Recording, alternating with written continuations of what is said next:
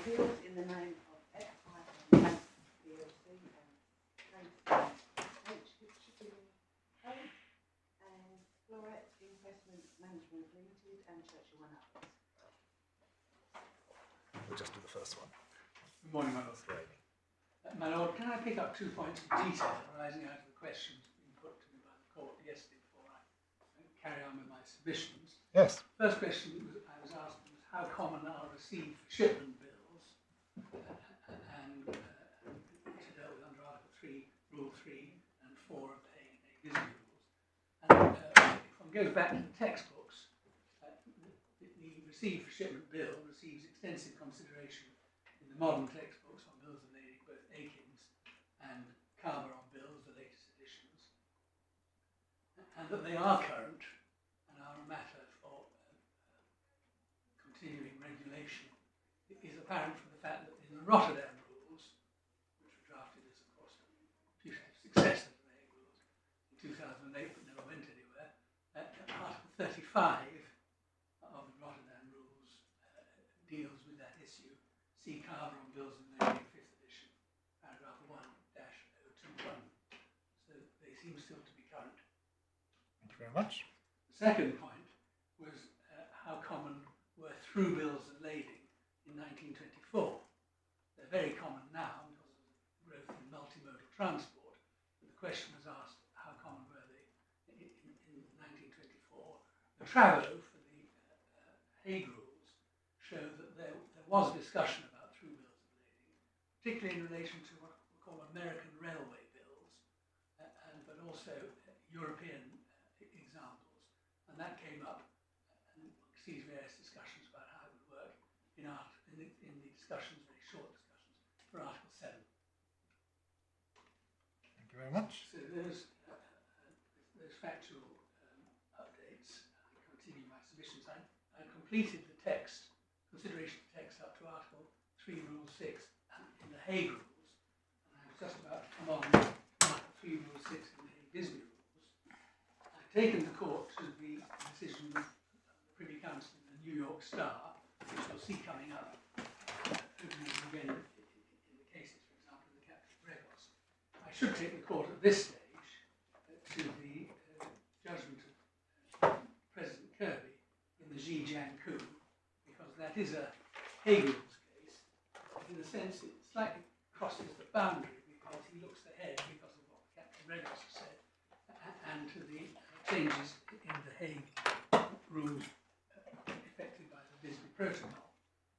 So you'll find that, you'll find that tab 8 in the authorities bundle. Yes. And if I can just take the court first of all to page 102 in the bundle, 498 in the report, where Chief Justice Gleeson, with whom Judge of Appeal Samuels agreed. I'm so sorry, give me the page again. Sorry, my Lord, 102 Thank you. of the bundle.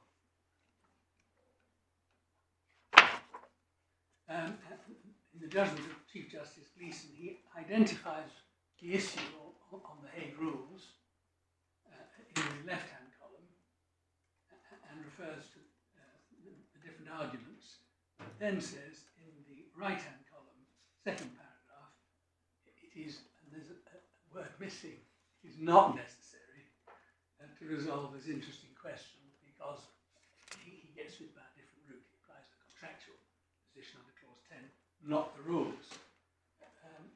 Yep. President Kirby was not so minded, and he deals with the position at page 119 of the bundle. I'm sure I should know this, but what was he president of? So I should know that. Oh, well, don't worry if you don't. I can ask Mr. Chan to suggest it. Supreme Court of New South Wales, I'm here to stop it. Ah, that's it. Thank you very much. And if we pick it up in the right-hand column, the judge cites the Hague Rules, Article 3, Rule 6, and emphasises the words or the date when the goods should have been delivered. He then cites Article 2, which we considered yesterday, and picking up what he then says, he says the respondent's argument for limiting the liability of the carrier after goods are discharged from the carrier's vessel depends upon the meaning to be ascribed to contract of carriage of goods in Article 2. The respondent contended that where in Article 3, Rule 6, reference is made to 1 year after delivery of the goods or the date when the goods should have been delivered, what was meant is delivered under the bill of lading, because in this case the goods have been handed over by the carrier without the production of the bill of lading. What had occurred amounted to conversion and was outside the scope of the protection afforded by Article 3, Rule 6. Leaving aside authority on the point, the suggestion that the Hague Rules, and in particular Article 3, Rule 6, so that emphasises in our submission the freestanding nature of Article 3, Rule 6, even under the Hague Rules, should have no application to events occurring after goods go over the ship's rails and are discharged, appears on the face of it unlikely, given the purpose of the Hague Rules to govern the incidence of sea carriage of goods. The argument is doubly unattractive when the very wide language of discharge from liability referred to in Article 3, Rule 6 is considered falls there, my lord. So he's there just looking at Article 3, Rule 6 of the Hague Rules and considering the wide language of that and seeing what status it gives it. It is most unattractive of all when consideration is given to the practical implications of so holding. And here we come to the Davenport article. Some of these were analysed by Mr. Brian Davenport, QC, in his note limits on the Hague Rules. Mr. Davenport there discussed the implications of Mr. Justice Hurst's decision at first instance in the Captain Gregos. That decision was relied upon by the respondent at the time Mr. Davenport's note had not been considered by the English Court of Appeal. When, however, it went to the court, the decision of Mr. Justice Hurst was reversed. Nonetheless, it is worth recording Mr. Davenport's critique, and I can take your lordship to this now because it saves me going to Mr. Davenport's article. The approach could, and it's the approach of Mr. Justice Hurst, it must be suggested, go far towards destroying the purpose behind the Hague Rules of having standard terms of international carriage of goods by sea.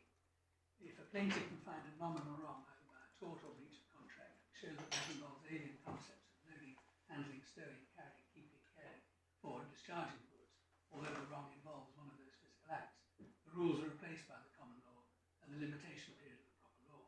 This means that, especially because the judge decided the rules have no application to accidental misdelivery, that in the case of an English bill, for 6 years after discharge, voyage accounts cannot be closed, all documents relating to the voyage must be preserved, and all indemnities for received goods without presentation of a bill of lading must be kept in force. Such is not the current practice. It would not perhaps be difficult to think that the intention of the rules was that anything done by the ship owners which involve any one of the named physical acts was intended to be within the rules, and that such a construction is the only satisfactory means of making irrelevant a host of nominal wrongs which exist in legal systems throughout the world. On the other hand, it might be difficult to demonstrate to a foreign ship owner what is the consistent structure behind English law, which does not permit him to limit his monetary liability for the slightest damage to goods improperly stowed on deck, but does give him the 1 year limitation period, permits him neither for a slight accidental misdelivery, but permits him both for breaches which result in total loss of ship and cargo. I agree with these observations of principle. He then deals with a fundamental breach argument, which we're not concerned with, and then he says, but is such an inconvenient and unexpected argument required by the language of the rule itself? Looking at the rule in its context, I think not. Contrary to the opinion of Mr. Justice Hurst in the Captain Gregos, Article 2 of the Hague Rules does not, in my opinion, establish a category limited to events arising from loading to discharge, strictly so confined. The arbitrators took the same view, as did the judge. It also includes custody and care, loading and handling, as well as the carriage and discharge of goods. Custody and care are apt to cover events after the discharge and until delivery of the goods. Any other construction would artificially narrow the operation of the Hague Rules, would also lead to the inconvenience referred to by Mr. Davenport in his note. There is an ambiguity. I should prefer to adopt the construction which gives the Hague Rules a sensible operation, which does not artificially terminate their effect at the ship's rail. I take this approach to be inherent in the opinion now expressed by the English Court of Appeal in the Captain Gregos. I'll come on to the Captain Gregos later. It is the approach adopted by a unanimous decision of the Supreme Court of Canada in Falconbridge. And then he cites authority to the contrary, Goss-Millard, which is relied upon by my learned friend, and other cases, including Rambler, which is the Malaysian case. However, I am unpersuaded by the reasoning of the latter This court is not bound by any of the cited decisions. In the Captain Gregos, when it came to the English Court of Appeal, Lord Justice Bingham was at pains to emphasise the very wide language of Article 3 Rule 6 of the Hague Visby Rules, as applied by the Carriage Rules by C Act 1971. His Lordship's observations apply equally to the almost as emphatic language of Article 3 Rule 6 of the Hague Rules, unamended. Lord Justice Bingham said, "I do not see how any draftsman could use more emphatic language. It is even more emphatic than the language Lord Wilberforce considered all-embracing in the New York Star." So Lord Justice Bingham citing the New York Star as a guide to construction of Article 3 Rule 6 of the Hague Visby Rules. Like him, I would hold that all liability whatsoever in respect of the goods means exactly what it says. The inference that the one-year time bar was intended to apply to all claims arising out of carriage or miscarriage of goods by sea under bills subject to the Hague Visby Rules is, in my judgment, strengthened by the consideration that Article 3 Rule 6 is like any time bar intended to achieve finality, and in this case, to enable the shipowner to clear his books, the areas. Whilst it is true that precisely the same question now before this court was not under consideration in Captain Gregos, the reasoning of all of the Lord's Justices and their emphasis upon the breadth of the terms of Article 3 Rule 6, its practical purpose, and the generality of its operation, all run counter to the suggestion which the respondent urged on this court. And in our submission, that reasoning is important and powerful because it is giving effect in an Article 31 context to construing Article 3 Rule 6 of the Hague Rules, but I'm just about to come on to Article 3 Rule 6 of the Visby Rules in light of the object and purpose of the time bar. Is it fair to say that the analysis, certainly by reference to the support for Mr. Davenport's argument, is that in order for the rules to apply, there must be one of the Article 2 operations, but that you construe custody and care as extending beyond discharge, That's certainly one reason. and that's how you bring post-discharge failure of custody by misdelivery within Article 2. And in our submission, that's certainly one strand of the judgment, because one sees that in the right-hand column at page 120, Yes. middle paragraph. But the judge is also emphasising, because when he says at least Article 3 Rule 6, and then goes on to the emphatic language of Article 3 Rule 6, the judge is also, in our submission, arriving at the decision that Article 3 Rule 6, by its language itself, shows that it is intended to apply widely to extinguish all liability to clear books. So it is the freestanding of. So they're two separate strands, really. Two separate strands. You can get to them by either or both. But the first is an extension of Mr. Davenport's point, really, because, isn't it? Because when we see reference to the named physical acts, Yes. which are the Article 2 acts, Yes. that's in the context of the Captain Gregos at first instance, where custody was during the course of the voyage. Absolutely, Lord, yes. And so he relies upon what Mr. Davenport is saying there in relation to the named acts. In the context of Captain Gregos, custody and care was during the voyage, but then he also expands custody and care in the same way the tribunal the judge did. And say, well, it doesn't, just because they appear in this list in the middle, doesn't mean they only apply in the middle, and they will also apply to events after discharge and until delivery of the goods. Right-hand column, page 120.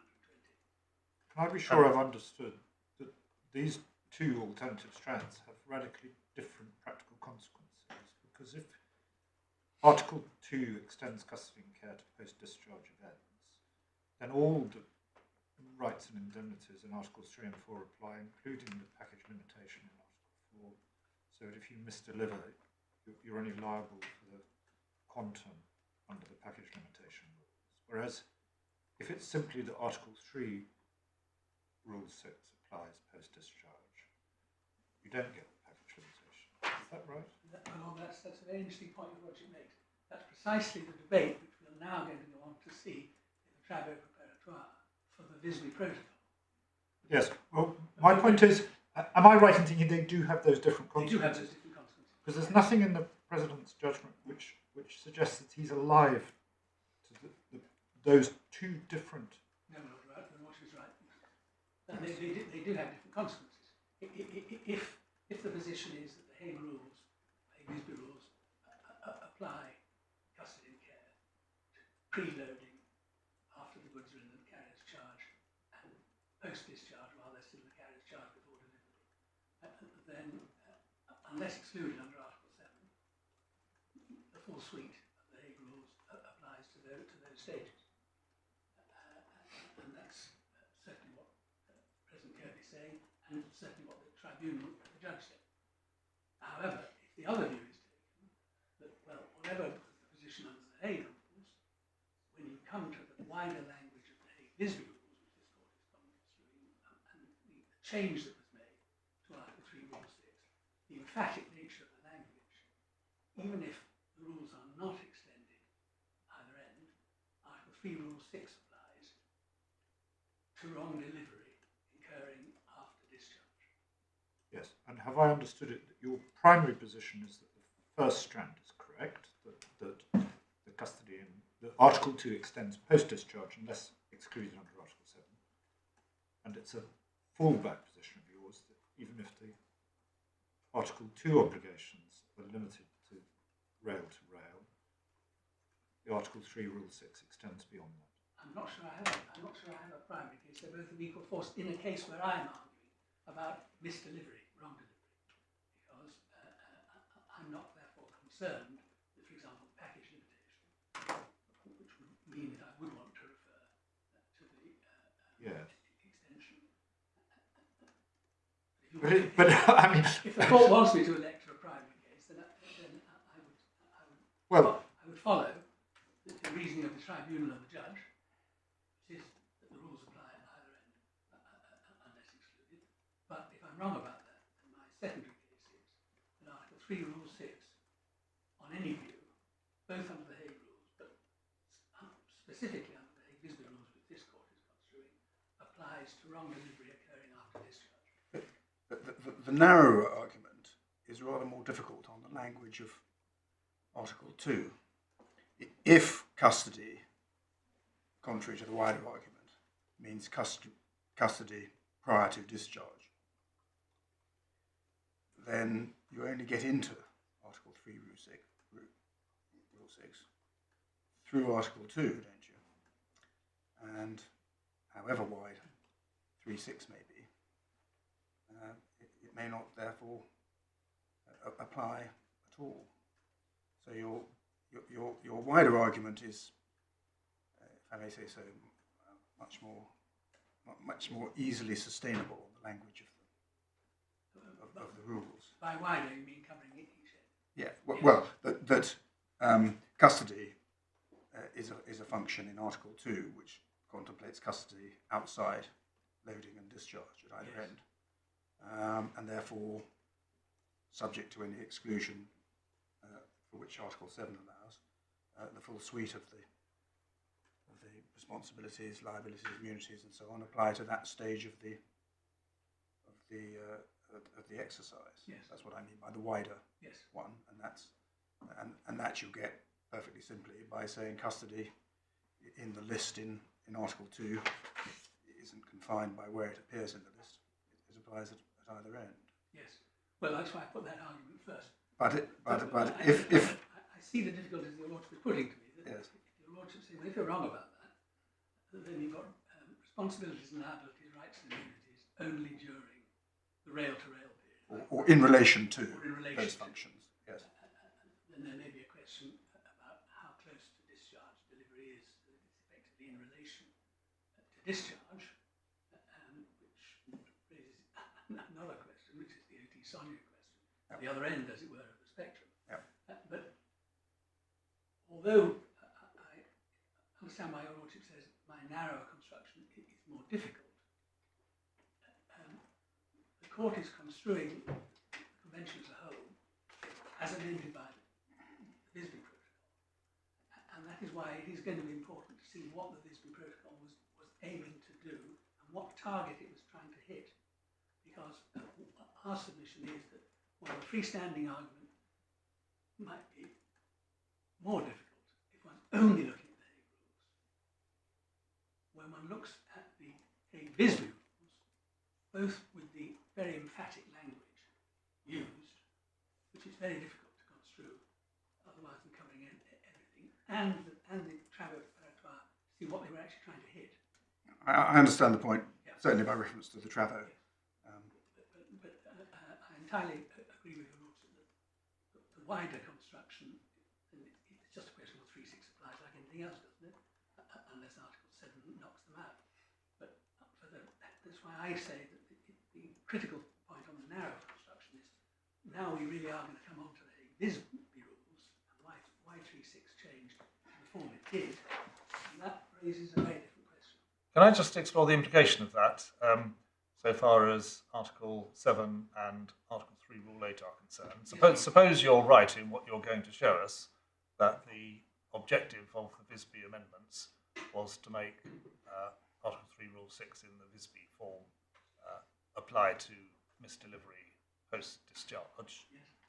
Would then the parties, particularly the ship owner, be able to contract out of the 1-year time limit and say, under Article 7, well, so far as events post-discharge are concerned, you've only got 3 months. If so, would that run foul of Article 3 Rule 8, or would that be allowed because of Article 7? My Lord, just as you could opt out on my wider construction, just as you could opt out of the application of Article 3 Rule 6 of the Hague Rules under Article 7, so too Article 7 was not amended by the Visby draftsman, and therefore it remains open to you to contract differently from what the Hague Rules have specified. So if they were trying to restrike the balance so that whatever doubt there might have been about Article 3 Rule 6 Hague Rules was removed post Hague Visby, then they only partially succeeded because the ship owner could contract out of it on your case. Well, I think because Article 7 wasn't changed, it makes it difficult to see how the express terms, very equally emphatic, of Article 7 don't apply. Yes. Well, even though Article 3 Rule 8 in general says you can't. Yes. Okay. All I'll right. give some more thought to that, my Lord, but the first Yeah. point I've got to get to is, now coming to the narrow construction, is that Article 3 Rule 6 of the Hague Visby Rules does apply to wrong delivery occurring after discharge. All right. Okay. Well, that's what you're going to show us now. So can I just take the court to the text of Article 3 Rule 6 as it remains after the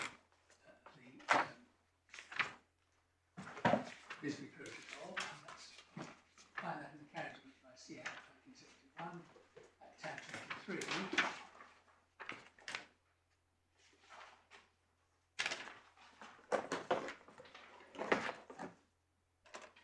And that's at page 469 of the bundle.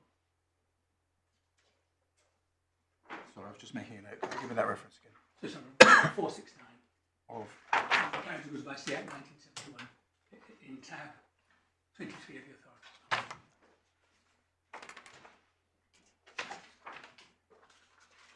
And all the language now become subject to paragraph 6b. The carrier and the ship shall in any event be discharged from all liability whatsoever in respect of the goods, unless suit is brought within 1 year of their delivery or of the date when they should have been delivered. And the change has now been, in any event, it remains discharged from all liability whatsoever in respect of the goods, i.e. the goods under the contract of carriage. Thinking more about my question my Lord Justice Mayle's to me, if this was intended to be an absolute discharge from all liability whatsoever in respect of the goods, and is contained in Article 3 Rule 6, to which Article 3 Rule 8 applies, then I see the force of laying behind your Lordship's question that it would be difficult in a bill of lading to say I'm just contracting out of the expanded version of Article 3 Rule 6. The difficulty there. And we submit, before I come on to the Tribunal, that looking at that emphatic language in Article 3 Rule 6 as it now stands, when the court is construing it in the light of the object and purpose, and we've seen the object and purpose as stated by Lord Justice Bingham in the Captain Gregor cited by President Kirby, just like to take you to another aspect of object and purpose dealt with by the court in O.T. Sonia. Even before we get to the Tribunal, that provision should be read in a purposive and expansive way, as it was said by David Foxton, QC, in the Al-Hani, to mean what it says.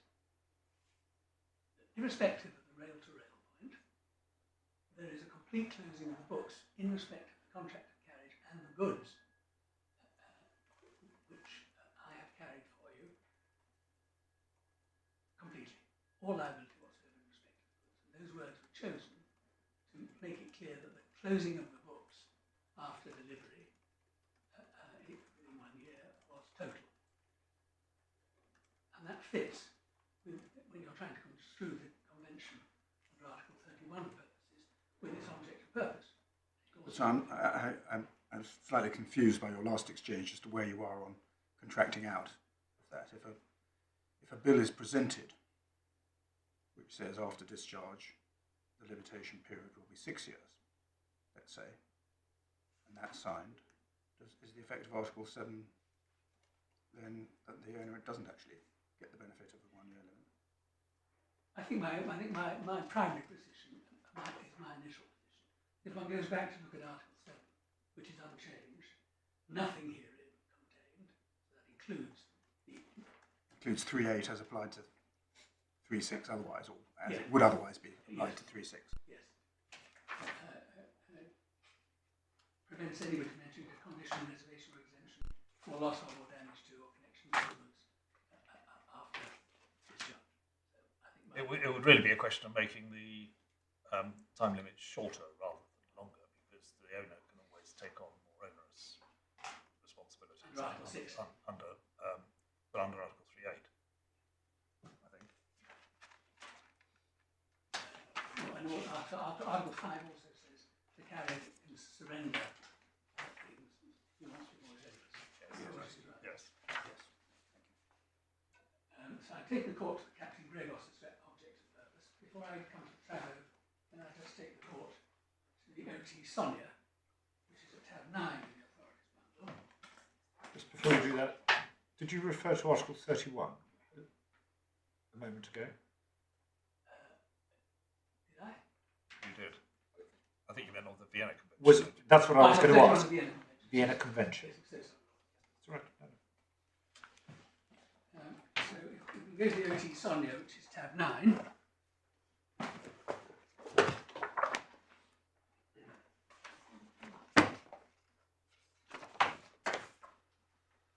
And this shows the extent to which the court will take a broad and flexible view about in relation to particular operations enumerated in Article 2. Does raise the issue, and I'll come on to that in relation to some practical inconveniences of the construction contended for by the appellants, analysed by the tribunal, does raise the problem that sometimes discharge and delivery are separate, but they're very close.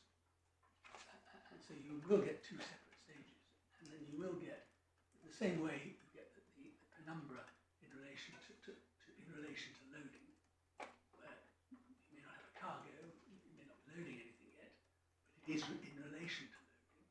So too, you will get in relation to care and custody, if I'm right about the wider reading, but even if I'm wrong about the wider reading, you are going to get cases which are in relation to discharging, where delivery is separate but very closely related. It maybe post-discharge, strictly speaking, but is in relation to discharge. Absolutely, yes. And that's an aspect which the court should bear in mind when saying, well, therefore, is Article 3, Rule 6 really, under the Hague Visby Rules, really meant to depend upon such fine distinctions? Because it does raise then, and the tribunal, in their experience, were very alive to this, it does raise then some quite unlikely intentions. But I'll come on to that slightly separately after I've dealt with the OT Sonia. But aren't we required for the purpose of these issues to assume that however far the penumbra might extend, the misdelivery in this case took place after discharge, however long that might take?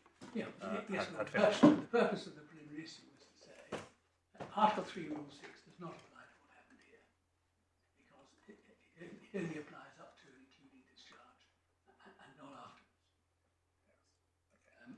So my Lord, the OT Sonia, the other aspect I wanted to draw out of the OT Sonia, although it was being argued in a different context, was Mr. Hamlin's argument as to the need for a wide and expansive approach to Article 3, Rule 6, which the Court of Appeal applied in relation to the first issue. Now, the first issue is not an issue which we're concerned with here, but the approach in our submission is important, because it is the approach which has always been taken to Article 3, Rule 6, and it is the approach, we say, is the appropriate approach under Article 31 of the Vienna Convention in relation to context, object, and purpose. So if I can just take your lordship briefly to that, it's page 132 of the bundle.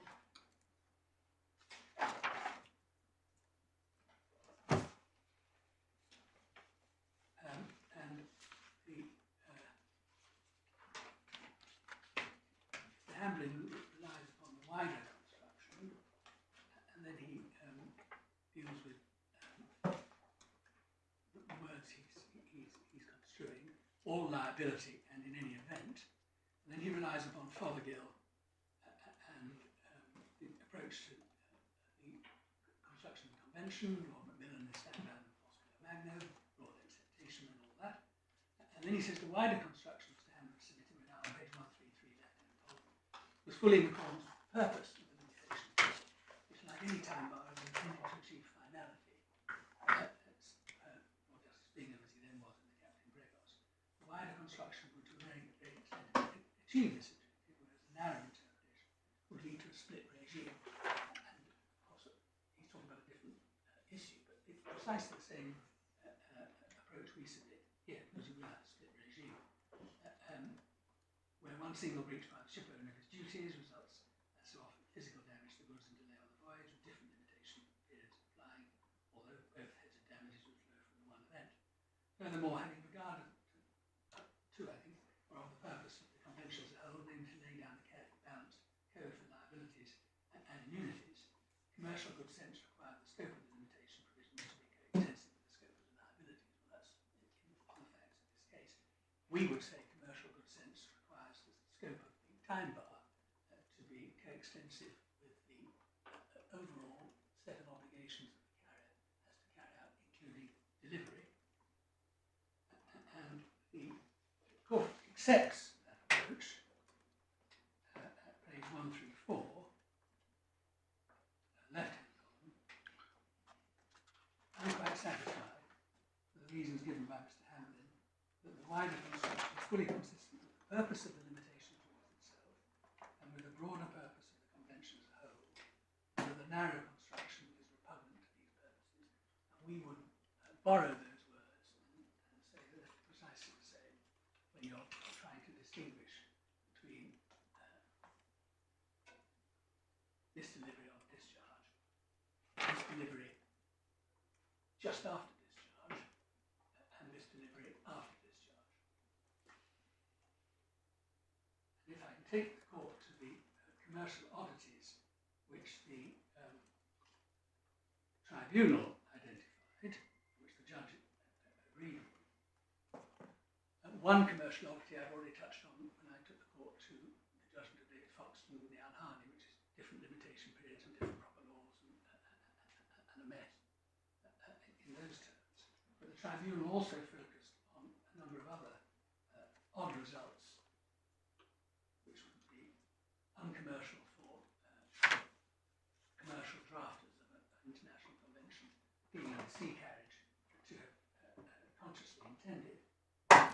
ask your Lordship to take the award, which is in the supplementary bundle, and turn to page 35.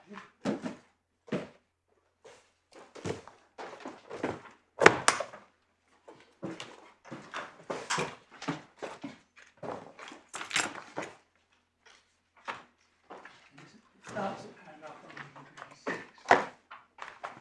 And the first point the tribunal make is the point I made to the court yesterday as to context, which is that misdelivery is very rarely concurrent with discharge, or only in certain trades. In the Alhani, Mr. Foxton was concerned only with the factual case before him, involving, as it did, a ship-to-ship transfer and concurrent discharge and misdelivery. But many, indeed most deliveries, will be at some point after discharge over the ship's rail. Goods may be put into the stevedore's warehouse or customs control, and delivery to the receiver will be made from there sometime later. And that, in our submission, is an important point when one's construing Article 3, Rule 6 of the Visby Protocol, and will be important to have in mind when one considers the traveller, because it's absolutely axiomatic that if you're talking about wrong delivery, it very often occurs after discharge. It may occur in certain trades on discharge, but when one's talking about the problem of delivery of goods without presentation of bills of lading, it's going to be a problem that is very largely post-discharge. And then the tribunal picked up at paragraph 127. But just before we leave 126, the point being made that these are matters outside the control and often outside the knowledge of the carrier. I don't quite follow that. Either the carrier has discharged into the custody of its own agents and has retained possession and has not yet given delivery, or it has discharged to the receiver's agents and it has made delivery. But the carrier will know which, won't it? The carrier will know, should know which, yes. I wondered if they meant that the carrier will have no knowledge before he turns up at the port what is going to happen when he gets there. Well, that would also be true. But I mean, is that the point they're making, or is it something more along the lines of what my lord is wondering about? Well, they say there's no obvious analytical reason why it should. In our view, no sound commercial reason since the receiver has control over when and how he surrenders his bill of lading and how he organises the receipt of the goods ashore. That would tend to suggest that the serendipity is when delivery will take place, i.e. to the receiver. But I agree with my Lord Justice Popplewell. This passage is not the easiest to construe. More tellingly, in our submission, paragraph 127, there is a related issue on Mr. Blair's case of how long a period after discharge over the ship's rail is critical for the operation of the time bar, if, as he accepted, precise concurrency is not required. In one sense, save in the case of the receiver using his own tackle and taking delivery from the ship's hold, every discharge involves goods passing over the ship's rail and a delivery of them to a receiver sometime after. Mr. Blair did not suggest that a short period of time, from ship's rail to dock floor, would take the case outside the embrace of Article 3, Rule 6. So if a short period is not enough, but as Mr. Blair must say, a longer period does take the case outside Article 3, Rule 6, how long is that period? The question my Lord Justice Popplewell was putting to me about in relation to discharge, because then you do have this shady area afterwards. And of course, it's man and perfectly entitled to say, well, that's a factual question. LMA arbitrators are jolly good at dealing with that sort of thing. But when you're construing the conventions, that was really what was intended. That a one-year time bar applies as it goes over the rail. A one-year time bar applies when it lands on the quay and is misdelivered there, or something else happens. A one-year time bar delivers while it's waiting on the quay, still really part of the discharge operation. A one-year time bar might apply if it's just been moved slightly in off the quay to allow some more cargo to be done, but discharging, it's still in the penumbra of discharging. But a one-year time bar will not apply if the cargo is then moved, still on the quay, but into a transit shed.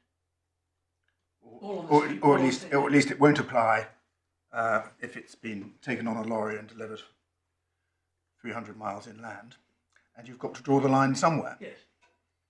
And the fact that it may be difficult to draw the line No, no, somewhere.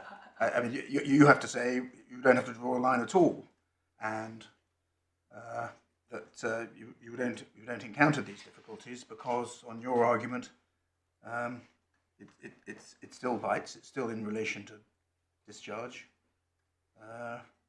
If it's several months later and several hundred miles inland. Well, what I'm saying, relying on here, is what the arbitrator is saying in paragraph 127.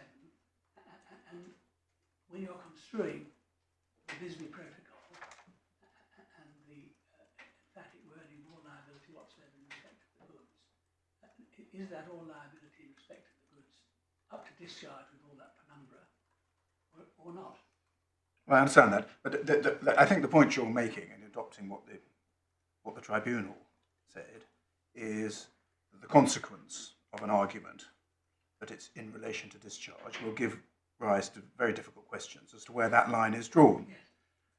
And what I'm putting to you is, so equally it will on your argument, unless your argument goes so far as to say that in a through transport bill, you're still conducting a function in relation to discharge when you deliver the container several months later inland to its final destination.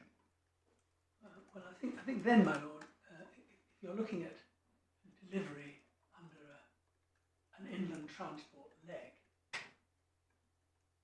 one has a different question then arises, I think, with respect, and that would be Mr. Justice Devlin's consideration that there's one contract for sea carriage for a particular port, and then inland transport with delivery at a warehouse, say an ordinary multimodal bill. In modern multimodal bills, we'll have separate provisions for the multimodal, for the road transport. That's the first point. The second point is, and this is, we don't have a multimodal situation here, we have a straight sea carriage with the goods being discharged at the port and waiting at the port for someone to take delivery of. But applying Mr. Justice Devlin's analysis, the Hague Rules apply only to sea carriage, not inland carriage, then it might be difficult to say that Article 3, Rule 6 is of any application at all if you're looking at delivery not under the sea carriage part or sea carriage contract, but under a road carriage contract. But my point is, one could, even if I don't take the extreme example of multimodal transport, one can posit cases which really don't look very much as though it's in relation to discharge. Let's say it's agreed between carrier and receiver that it can go 50 miles to the receiver's warehouse inland, but they agree terms on which it's still to be held there to the ship owner's order and so on and so forth. Yeah. All I'm putting to you is that one can posit examples Yes, where it's pretty clearly one side of the line or the other side of the line, and at the moment you can see I'm resistant to the idea that there won't be difficulties on either side's case as to quite where you draw the line. I agree, my lord. But when we come on to wrong delivery and the trabo, a different aspect may emerge. But I quite take your point. But nevertheless, when one is construing a time voucher meant to clear the books for the goods under the bill of lading, it's odd, to put it no higher, that it should depend upon the approach is endorsed. It will become quite a popular thing in LMA arbitration, misdelivery cases or other delivery cases, to get into a fine argument about how far it is removed from discharge. And all the tribunal are saying with their experience, both as judges and advocates and arbitrators, is doesn't really seem to fit with what Lord Justice Bingham is saying, the Captain Gregos, is the broad, expansive approach to make sure that it actually works as a book clearing exercise. Thank you. Can I just take the court to paragraph 128? analysis is further complicated, say the arbitrators, whereas in the present case, the claimant did not, perhaps through choice or otherwise, present the bill of lading to the carrier, his agent, when the vessel arrived at its discharge. This may even be a breach of a separate obligation of the claimant as receiver. We say no more about this than to mention in passing voyage charters. That non-presentation, however, inevitably meant that the carrier either to refuse to discharge, and this is a sea carriage problem, refuse to discharge for an undefined and perhaps unindemnified period, or else discharge into the custody of an agent and by definition, the bank right, lose all protection of Article 3, Rule 6. We have some difficulty in seeing how that can be commercially sensible or even reasonable. And that's a purely sea carriage point. And our submission has weight. So that concludes my submissions on my first heading, which was the language of the convention. And that's the Hague Rules as amended by the Visby Protocol. Now what to do is to consider the Travo briefly. And under Article 32 of the Vienna Convention, one can use the Travo for one of two purposes. First, to confirm the meaning arrived at by the application of Article 31. And that, I think, is what the Lordship did in Lord Justice Popplewell did in the Lady M, and how it was used also by Lord Justice Blair, sitting as a judge of the High Court. But I was told I shouldn't have done. Surprisingly, my lord, yes. And some commentators have said wrongly so. But the same approach was taken by Lord Justice Flow in the Equasia and how the package limitation worked in relation to bulk cargoes, where he used it to confirm and to satisfy himself that he got the right language on the interpretation. Sorry, what case is that? The Equasia, my lord, A-Q-U-A-S-I-A. Right. Where it was being argued that the package limitation had a rather extraordinary effect in relation to liquid bulk cargoes. Do you have a reference for that? I'll get it, my lord. Thank you very much. That's my first observation. Second observation, my lord, is in terms of bullseyes and identifying a definite consensus before the delegates on a particular question, the court is not in the usual position it finds itself in. I think, what were they discussing when one looking at the Travo? Because here there was a specific proposal tabled by the CMI to deal with wrong delivery. Delivery to a person not entitled to the goods who did not present the bill of lading. And we'll see that being discussed in the particular Travo on the wording. And so the question before the delegates was, should Article 3, Rule 6 deal with wrong delivery? And if so, how should it be worded? And when I take the court to the Travo in just a second, the third preliminary observation I would make is that looking at the Travo, which discussed the change being made to Article 3, Rule 6 and why it was to be made, and how the Travo had been subsequently interpreted both by the court and in academic writing, it's clear that wrong delivery was the target, i.e. the delivery, and what do we mean by wrong delivery? The delivery of goods by the carrier without production of the bills of lading and to a person not entitled to take delivery. And so the question for the court will be, looking at the Travo, which I come to now, considering the materials, is as to whether the consensus reached that it will cover wrong delivery is a consensus reached that it will cover wrong delivery only up to and including discharge, or it will cover all wrong delivery. Sorry, when you say wrong delivery means without presentation of bills of lading and to a person not entitled to take delivery, those are two separate things. In the context of security interests, delivery is often to the person entitled to delivery, in the sense of the owning receiver, but not with presentation of the bill, and that is commonly thought to give the pledgee the right to sue the ship owner if it isn't repaid under the loan, and the owner has obtained the benefit of the letter of indemnity, and that's what it's for. Yes. So there are two quite separate concepts of wrong delivery there. There are, my lord, and when we look at the Trevor, I'm not quite sure that the drafters, as it were, separate them out as your lordship has done, because sometimes you have people saying, without presentation of the bill, and other people saying delivery of goods to people who are not entitled to them. And that in our submission demonstrates, as it were, the breadth of the church that is being erected in relation to recovery of wrong delivery, because what the drafters are intending to cover is wrong delivery in all circumstances where it arises. And the question for the court is whether the drafters intended the wrong delivery to be only wrong delivery, which, however it occurs, which occurs on discharge.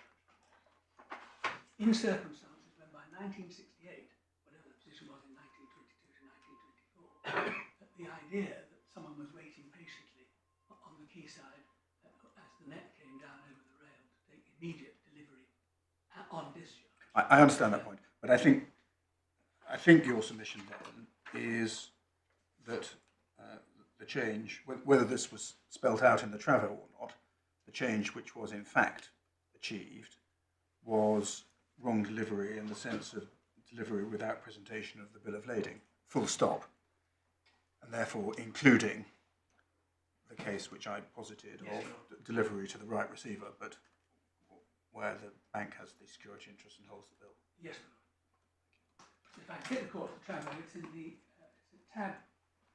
So you would say, presumably, then, that Lord Mustall's hesitations, that is to say that they were intending to achieve a result that misdelivery in the wider sense would be covered, but they failed to achieve it, is a conclusion that really should be a last resort. My lord, in our submission, it's not a conclusion which is really open to the court anymore. It was written, based on an article written in 1971, at the height of the doctrine of fundamental breach. It's been so explained by Mr. Foxton, QC in the Al-Hardy, and it really... Well, I was making the wider point that really a court should not be saying, this would be your submission, I take it, that it can clearly be seen that they intended to achieve something, but that they failed to do so, except as a really last resort. Absolutely wrong. Yeah. And indeed, when one looks at how, for example, Lord Justice Bingham, on the facts of his case, didn't need to use the Travo, but he said that if I do need to use the Travo, they definitely mean X, then in our submission that's a good modern pointer to the Travo being given proper effect. In 1971, Travo Peritois were not really very widely used, or if they were used, they were often frowned upon. One has instances of cases after that where the court says we get no assistance from Travo at all. So that view in our submission shouldn't be followed and is incorrect.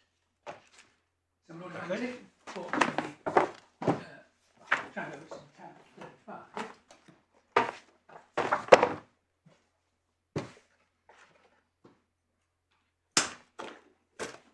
Page 757.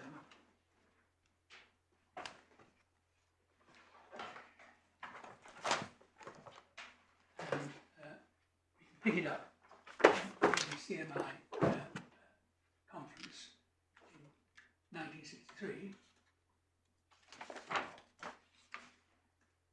And the United States was driving the conference in this respect. You see the text of Article 3, Rule 6 as you've seen it, and then Mr. Moore of the United States says, sorry, no, page 757. Thank you.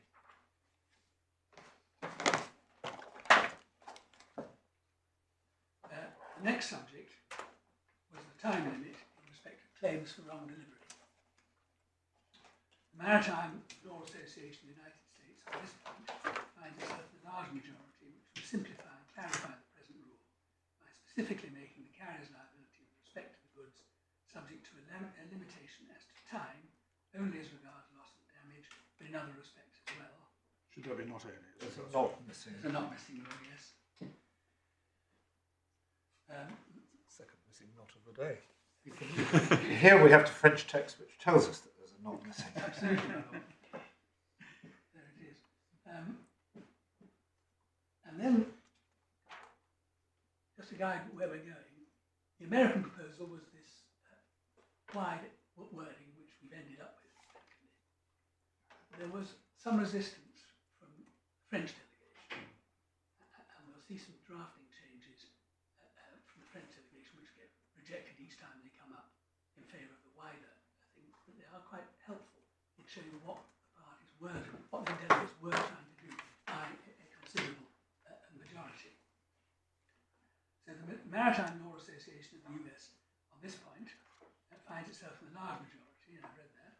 Those who have expressed a preference for maintaining the status quo on these points either have indicated that preference is a choice between the subcommittee proposal, which was for a 2-year limitation on claims for wrong delivery, and the status quo, or they objected to the drafting.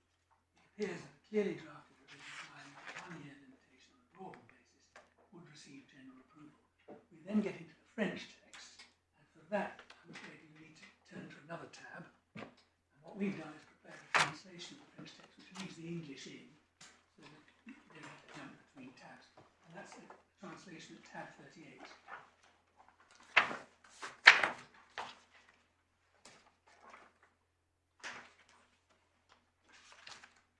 And so, picking it up from tab 38 at page 800, you see that we have Mr. Moore in English putting the matter to the vote. And then the chairman, Monsieur le Président, thanks Mr. Moore. And then there's a debate about in which order the various amendments should be voted on. And you see that at the bottom of page 800. I'm absolutely prepared then to put to the vote the amendment of the American Association. It simply proposes to generalise the 1-year limitation such that it also applies to the case of wrong delivery. But I think it's more logical for us to first examine the amendment, which gives the complete solution. That's the French one. And we can pick that up on page 801.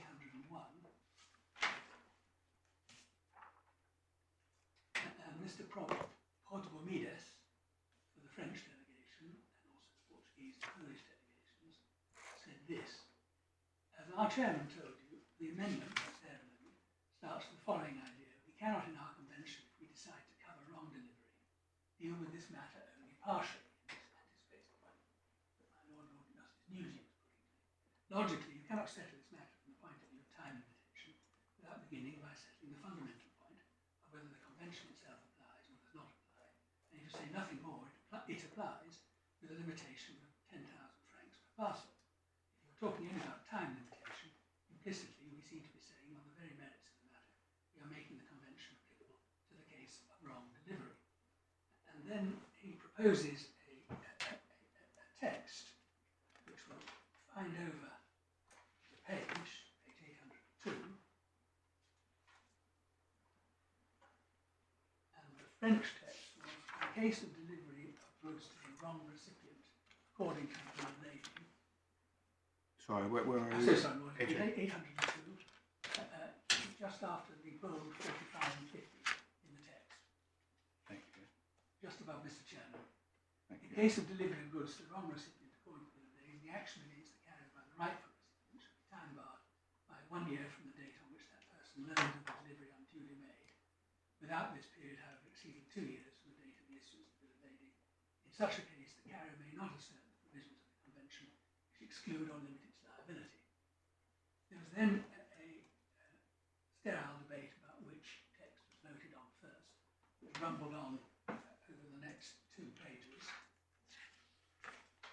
And the French amendment was put first. And you see that at the top of page 804.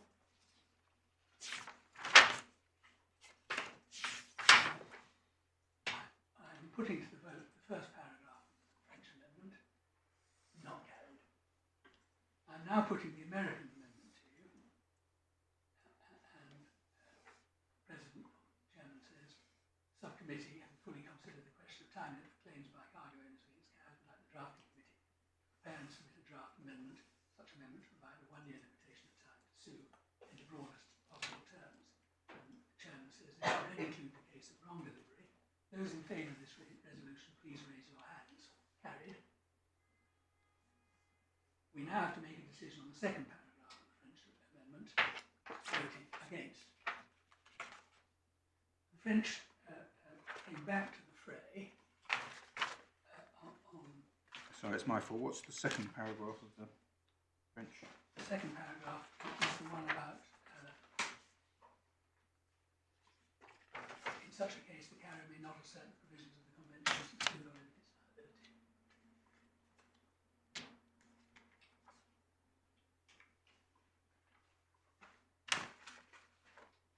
You mean the last sentence of the passage on 802? Yes.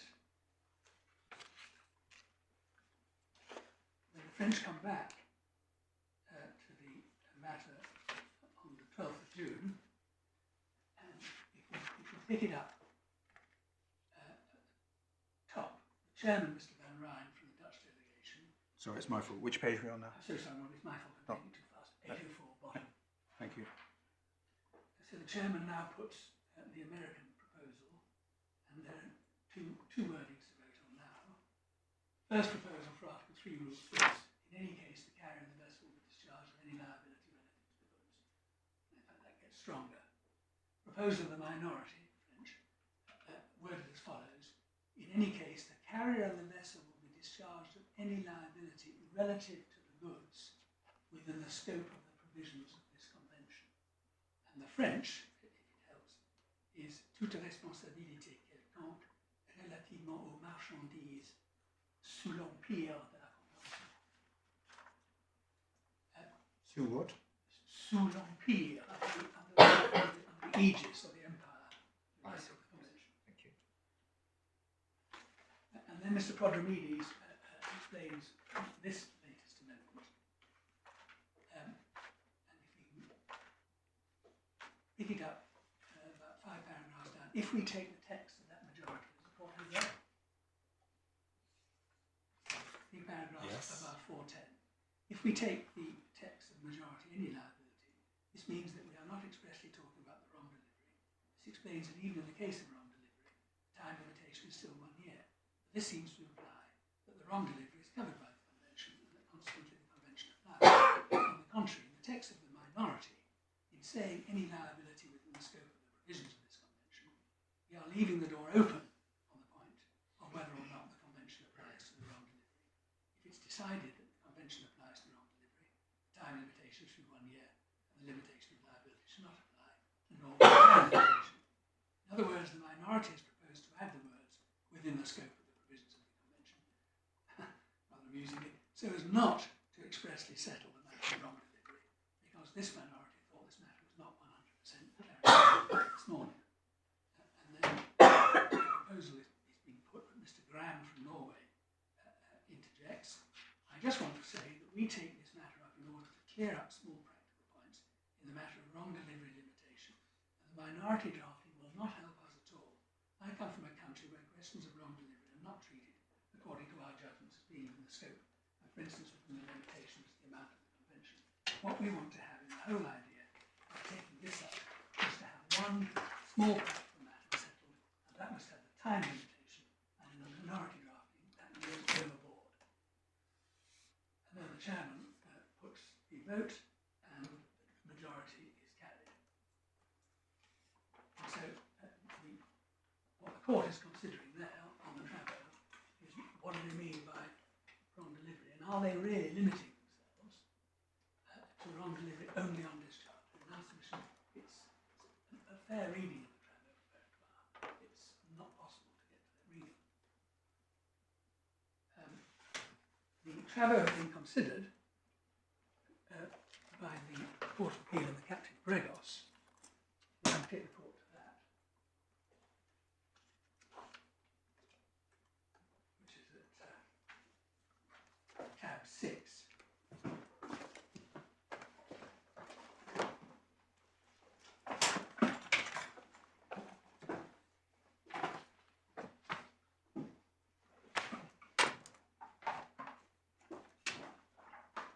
course, this didn't have to consider the question of misdelivery after discharge, because this was the case where all the misdelivery actions were either during the carriage or on discharge. But the importance is what the court held that the Travo showed. If you pick up the argument, which is at page 76, which was the ground for Justice Hurst in the first instance. And between D and E, Lord Justice Bingham summarises the judge's summary of the argument. And between D and E, it says Article 3, Paragraph 6 discharges the shipper with more liability whatsoever in respect of the goods unless suited brought within 1 year. Reference to the Travo compartment, which led to the amendment of Article 3, Rule 6. This was the argument, showed that the object of the amendment, as defined by the chairman of the relevant subcommittee at the Stockholm Conference, was to give the text a bearing as wide as possible, so as to embody within the scope of the application of the 1 year period, even the claims grounded on the delivery of the goods to a person not entitled to them, i.e. even the case of what we call a wrong delivery. Since the plain intention of Article 3, Rule 6 was to achieve finality, time limit would apply, even if the conduct alleged against the shipowners did not amount to breach of the Hague Visby obligations. And then... And can you just give us the cross-reference to that quote in what we looked at? I will find it. Thanks.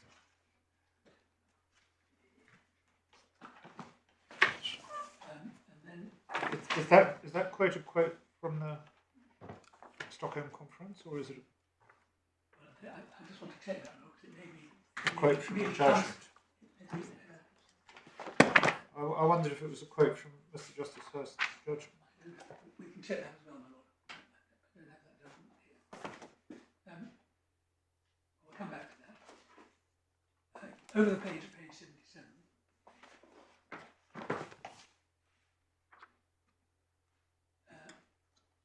The judge relied upon the Michael Muster argument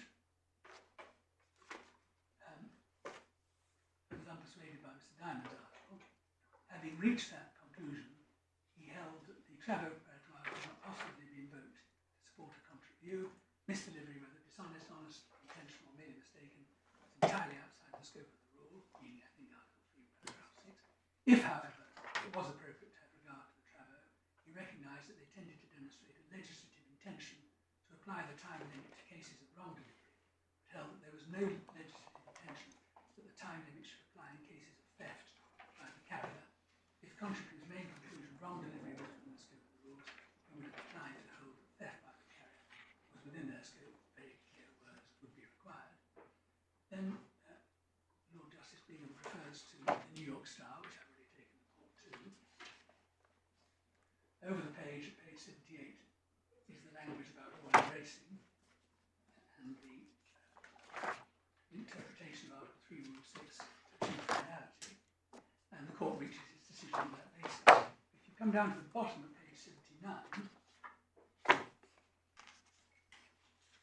at J, Lord Justice Bingham says this: for these reasons, I differ from the judge and conclude he was wrong to make the declaration he did on the ground he did.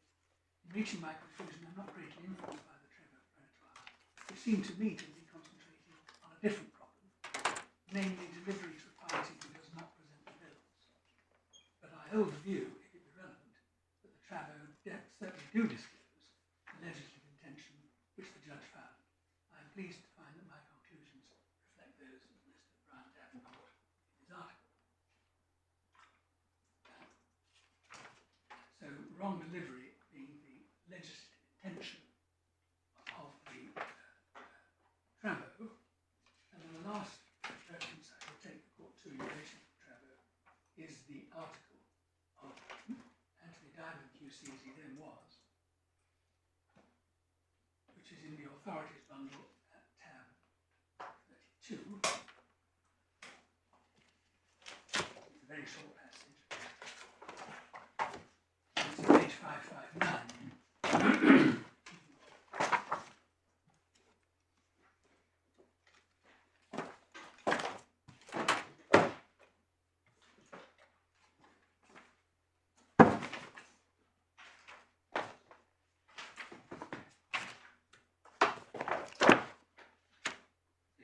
59 in tab 22.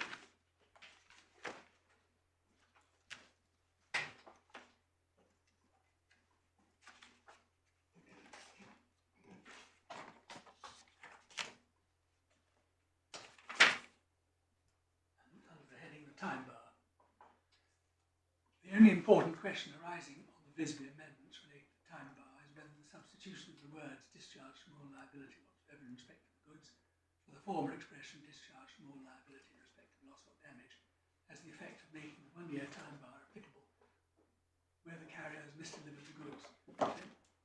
There is the clearest possible evidence that the sole and main purpose of this amendment was to make the time limit apply where goods have been delivered without production of bills of lading, and so to make it unnecessary to require an indemnity given by the receiver to be kept open indefinitely. Although the editors of Scrutton knew that this was one of their intentions, they considered the amendment did not have the desired effect. I submit, albeit with considerable doubt, as the first paragraph of Article 3, Rule 6 is dealing with the effect of delivery of the goods, so also the time bar should be construed as applying to events taking place after discharge.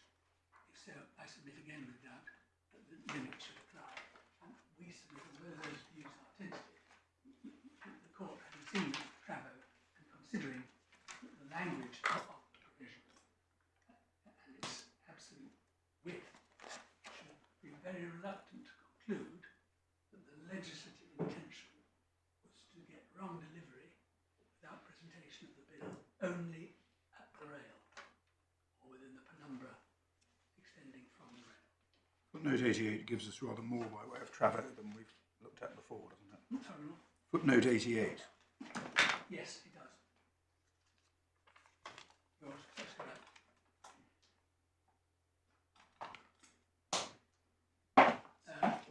My Lord, that's all I wanted to say about the Travo. I then wanted to come on to was my heading 3, which is commentaries and textbooks. I've dealt in submissions with the Just before we leave the Travo, I did notice when reading some of this that it looks as if the Travo for the 1924 Hague Rules version may have assumed that the receiver will generally take delivery of the goods promptly on arrival of the ship, and therefore, even for example, the passage at 746. 746. Yeah. Now, I can't claim I've picked up everything, and it may just be a stray remark which goes against the general tenor of things. But on that page, the chairman is discussing the time from which the 1 year should run, and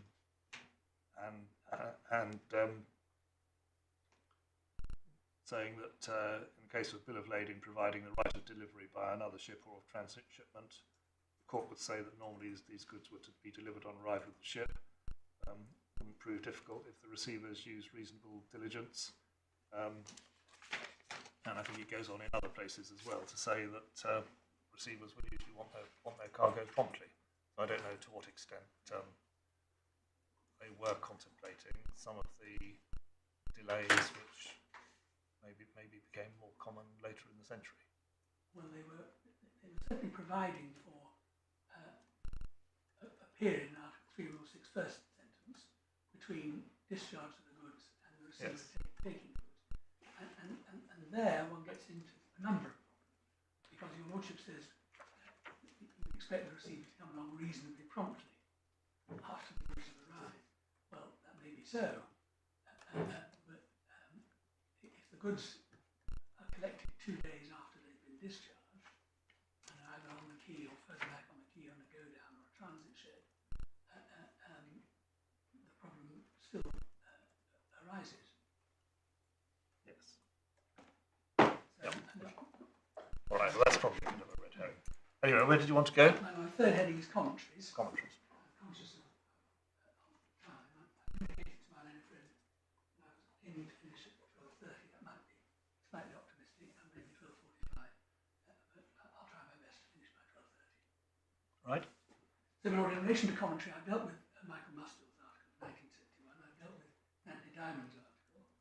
I wanted to take your lordship really to, and Mr. Smith has taken you to Aikens and voyage charters. I won't go back over those because the court can read those for itself.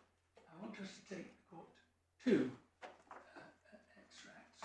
One, an article by Dr. Malcolm Clark on the Captain Gregos in first instance, and we find that at tab 33. Sorry, tab. 33, my lord, sorry.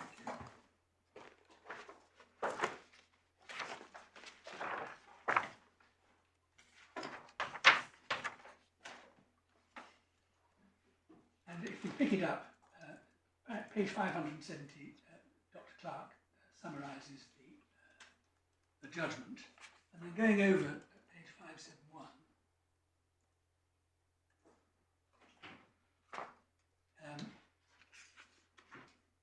he says this, the conclusion, top of the page,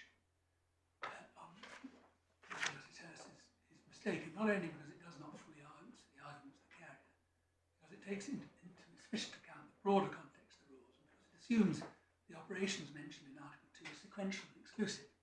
As the context of the rules were originally drafted in 1921, not as a convention, but as rules for voluntary adoption in contracts of carriage. And that's a background point well worth noting. They were drawn up as Hague Rule, Hague Bill of Lading terms originally. The contract for the carriage of goods by sea, which is evidenced by a Bill of Lading, is a combined contract of bailment and transportation, under which the shipowner undertakes to accept possession of the goods from the shipper, to carry them to their contractual destination, and there to surrender possession of them. Such a contract is not discharged by performance until the shipowner has actually surrendered possession to the person entitled under the terms of the contract to retain possession of them. There can be little doubt the rules were drafted in the expectation that defences which carriers had bargained for in lieu of the contractual defences imposed in the past apply to every aspect of the contract into which the rules are to be put. Mr. Justice Devlin was apparently aware of this background in his much quoted response to the argument that the rules do not apply until the goods are loaded into the ship. The argument, he said, is fallacious, the cause of the fallacy, perhaps lying in the supposition inherent in it that the rights and liabilities under the rules attach to a period of time. I think they attach to a contract or part of a contract. I say part of a contract because a single contract may cover both inland and sea transport. Hence it is evident that the scope of the rules is not restricted to the operations mentioned in Article 2. As to the sequence of operations in Article 2, the list is evidently not a list of operations that follow one after the other. For example, custody and care do not follow carriage, but occurring during carriage, and it is submitted before and after carriage in the sense of movement or transportation. A reference to delivery in Article 3, Rule 6 is a reference to the last of the carrier's obligations. My lord was pausing there, see Lord Wilberforce in the New York Star, in the different context in that case, and an obligation of care and custody as a bailee, an obligation which is part of the contract of carriage. Hence, in a contract of carriage peer-to-peer, it's been held in the United States, is subject to rules during the period after discharge has been completed. Moreover, in Cherab, the New South Wales Arbitral Division of the Supreme Court applied the rules to negligent misdelivery of a container by the carrier's agent at Sydney. The court not only applied Article 4, Rule 5, but would have applied Article 3, Rule 6. It had not found that the carrier was stopped from pleading that the action was out of time. This view is correct. And then he goes on to doubt the correctness of Mr. Mustard QC's article as being bearing the mark, as he puts it, of 1972 and fundamental breach. That's in the next paragraph. The other extract I wanted to take the court to is in Carver on Bills of Lading. We were taken there yesterday in the latest edition by Professor Rose and Professor Reynolds, which is at tab 24.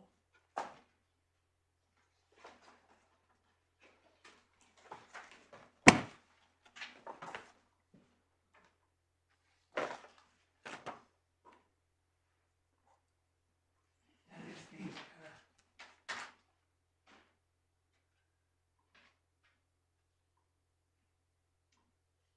passage we were taken to, page 478. Also appears in the previous edition, authored by Professor Tritle and Professor Reynolds. And it starts in the middle of paragraph 9-126,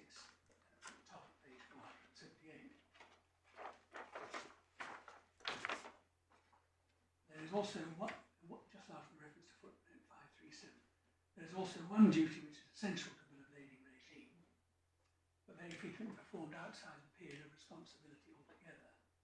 The duty only to deliver against surrender to genuine bill of lading. Breach of this last duty is often referred to as misdelivery. The fact that the duty is often ignored in practice does not make it any less a typical feature of the contract. The breach of this duty occurs before or simultaneously with discharge. It may be regarded as a breach of duty under the rules, that of due care of cargo. If it occurs later, common law duties are unaffected by the rules, except possibly the time bar, wording of which is linked to the time of or for delivery. An action for breach of this duty may arguably be subject to the time bar, where the Hague Visby Rules, which are worded more widely than the Hague Rules, apply, and it has recently been held that this is so under the Hague Rules also. Now, if one looks at the commentaries and textbooks, in our submission, the thrust of them, while in various degrees of tentativeness, is in favour of construing Article 3, Rule 6 as applying to misdelivery occurring after discharge. And that, in our submission, is a realistic view, both commercial and construction reasons, but also accords with the shadow preparatoire. I didn't want to say anything more on commentaries because the court can read them for itself. My last heading in relation to the construction rules are the cases relied upon by the bank. And these fall into two categories. Firstly, English cases which are not addressing Article 3 of Rule 6 and its effect, but speaking in general terms and in different contexts about the rules applying sea carriage between loading and discharge, often referred to as period of responsibility. Insofar as the cases are all on the Hague Rules, while they may assist or may be relevant to the consideration of my broader submission, they do not assist in relation to the consideration of the narrower submission based on Article 3, Rule 6 of the Visby Protocol. And therefore, statements in Dos Millard as to how the rules work, and in Pioneer India and in the Arawa, don't really assist the court in our submission. Because what the court has to consider is whether care and custody, or my wider argument, extends outside the rails at either end, subject to Article 7, and whether period of responsibility is being used by the court to mean that period of irreducible obligation, irreducible minimum between loading and discharge. And so in our submission, the court doesn't get very much assistance from those cases which are simply not grappling with the case that is before the court on this appeal. In relation to Commonwealth cases, the court will have in mind, I can't remember if it's actually dealt with in the Lady M, but it is in the Janus NK, on the need for any convention to be construed uniformly with a general consensus as to how it is to be applied. In our submission, the cases in Malaysia and Australia do not constitute that, even if they can be relied upon, which they can't. And when one comes to Hong Kong, I'll come on to it in just a second, one sees that in Hong Kong there appears to be two differences of opinion. Or a difference of opinion, as I should say, two opinions. So if, and again, if I consider the cases in general relied upon by FIMBank, all except 2 of the 7 relied upon, 2 are in Hong Kong, are Hague Rules cases. So they don't assist on the construction of Article 3, Rule 6 of the Hague Rules as amended by the Visby Protocol. There's no consideration of the redrawn language of Article 3, Rule 6, no consideration of the trabo, no consideration of the concept of wrong delivery as being the target of Article 3, Rule 6. Secondly, almost all of the cases hinge upon the early decision in 1964 by the Federal Court of Malaysia in Rambler Cycles, which rests on reasoning which is not followed in namely, that the Hague, Article 3, Rule 6 only concerns breaches of Hague Rules obligations. That is not the position, see the Captain Gregos and the Al-Hani. Now, while the courts in all of those cases may have gone on further, when properly analysed and the court looks, it rereads those decisions, one sees that that reasoning has infected the reasoning even in relation to Article 3, Rule 6. Because it's very easy to say, well, of course Article 3, Rule 6 can't apply after discharge, because Article 3, Rule 6 is only dealing with Hague Rule obligations. And that's not the position. And Rambler cycles is a very good example of that approach being followed. And then when you see Rambler cycles, I think it's referred to almost every one of the cases relying on the Hague Rules in Malaysia and Australia. So those are the 5 cases which are said to represent a settled consensus as to how Article 3, Rule 6, as a time bar provision, the Hague Visby Rules operates. They don't. I did ask yesterday about the United States, and I noticed that there is a footnote in Professor Clark's article which refers to a US case. It's at page 571 of the bundle, footnote 6. And as he describes it, This is the peer-to-peer case. yes, he says that it holds that contract is subject to the rules during the period after discharge. I don't know whether that would shed any light on the existence of a consensus, or would go some way to enable you to say that it's only in the Eastern Hemisphere rather than the whole world. Yes, Blair. I think I have looked at that case, and I think it from memory, but I will check it again because I don't want to do myself a disservice. It depended rather on the particular terms of the contract, Right. peer to peer, and what that meant, and whether there was a number outside of the peer. Well, it's very difficult to tell just from that one sentence. But I will what he says. I will check that again. Okay.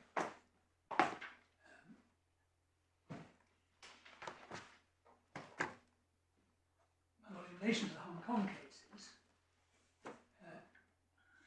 these are at least Hague Visby Rules cases. But 2 cases in Hong Kong doesn't make an international consensus. And when one looks at the Hong Kong case that is relied upon principally, Chong Yuk Fai, which is in tab 16 of the authorities bundle, one sees that the position in Hong Kong may not be settled.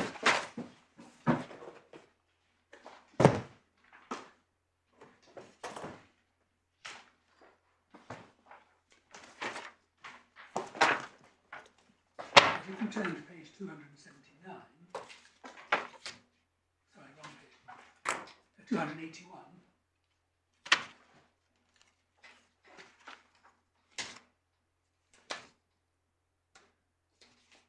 One sees being relied upon a case by Judge of Appeal Liu in Wiley Shipping, where goods covered by combined bills of lading for carriage of goods by sea and land were lost after discharge from the ship, but before delivery to the land carrier. And the argument turned on a distinction between the Hague Visby Rules and the Hague Rules. Paragraph 46 at page 282. The judge held that the Hague Visby Rules applied. He referred to the Zhang Ku, which is President Kirby, and he applied that. And you see the citation from his judgment. The Judge of Appeal Liu referred to Pyrie and Scindia. And then at the top of page 283, it's reasonably clear that for our purposes, Article 1E will not materially affect Article 2. In other words, despite Article 1E, the period of carriage of goods by sea envisaged in Article 2 should not be strictly construed, limiting it to events arising from loading to discharge. Article 2 would therefore extend the period beyond discharge. The situation the parties face, Article 2 is quite capable of standing, so sea carriage is therefore not terminated after discharge. The Hague Visby Rules still apply at the time of loss before the goods were handed over to the land carrier. That view was not accepted by another division of the court, but that was an interlocutory appeal involving an application strike out. The issue was not fully examined, paragraph 49, not prudent for us to express a view. So the court shouldn't really get into the intricacies of what Hong Kong law might be on the position, because unless it's a compelling assistance how the court would approach it as a matter of English law construction of the convention, it's certainly not of any assistance as settled international uniformity. And that's all I want to say on the first question, which is that Article 3, Rule 6 of the Hague Visby Rules apply to misdelivery after discharge. Yes. Now I'm going to turn to the second question, which I can take much more shortly, which is if Article 3, Rule 6 of the Hague Rules only applies up to the period up to discharge, was it nevertheless applicable thereafter, contractually, under the bill of lading contract? And there are two bases which it would apply contractually. First of all, by reason of the nature of the express incorporation of the Hague Visby Rules to govern the bill of lading. Further alternatively, by reason of an implied term of the contract of carriage in the bill, the bailment, i.e. between discharge and delivery, for such it is, contractual bailment, is on terms, i.e. the terms being the Hague Visby Rules. This was a point being put by my Lord Justice Popplewell to my learned friend yesterday, and in our submission it doesn't matter, except that the contract doesn't come to an end until delivery. But the question is still the same. There is a bailment, if the rules end at the rail, there is a bailment of the goods to the carrier between the rail and delivery. And on what terms is that bailment? And that will be what's called the carver implied term. Turning first of all to the express term, the tribunal's reasoning, which the judge endorsed without really going into it very much, it can be found in the award at paragraph 109, so that's in the supplementary bundle.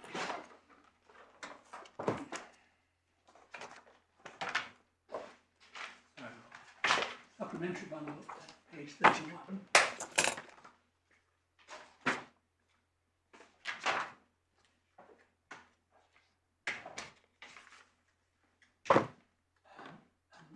Tribunal, as Sir William Blair, was much taxed with the fact that this was an all-fours case, present case, an all-fours case with the MSC Amsterdam, which it certainly isn't.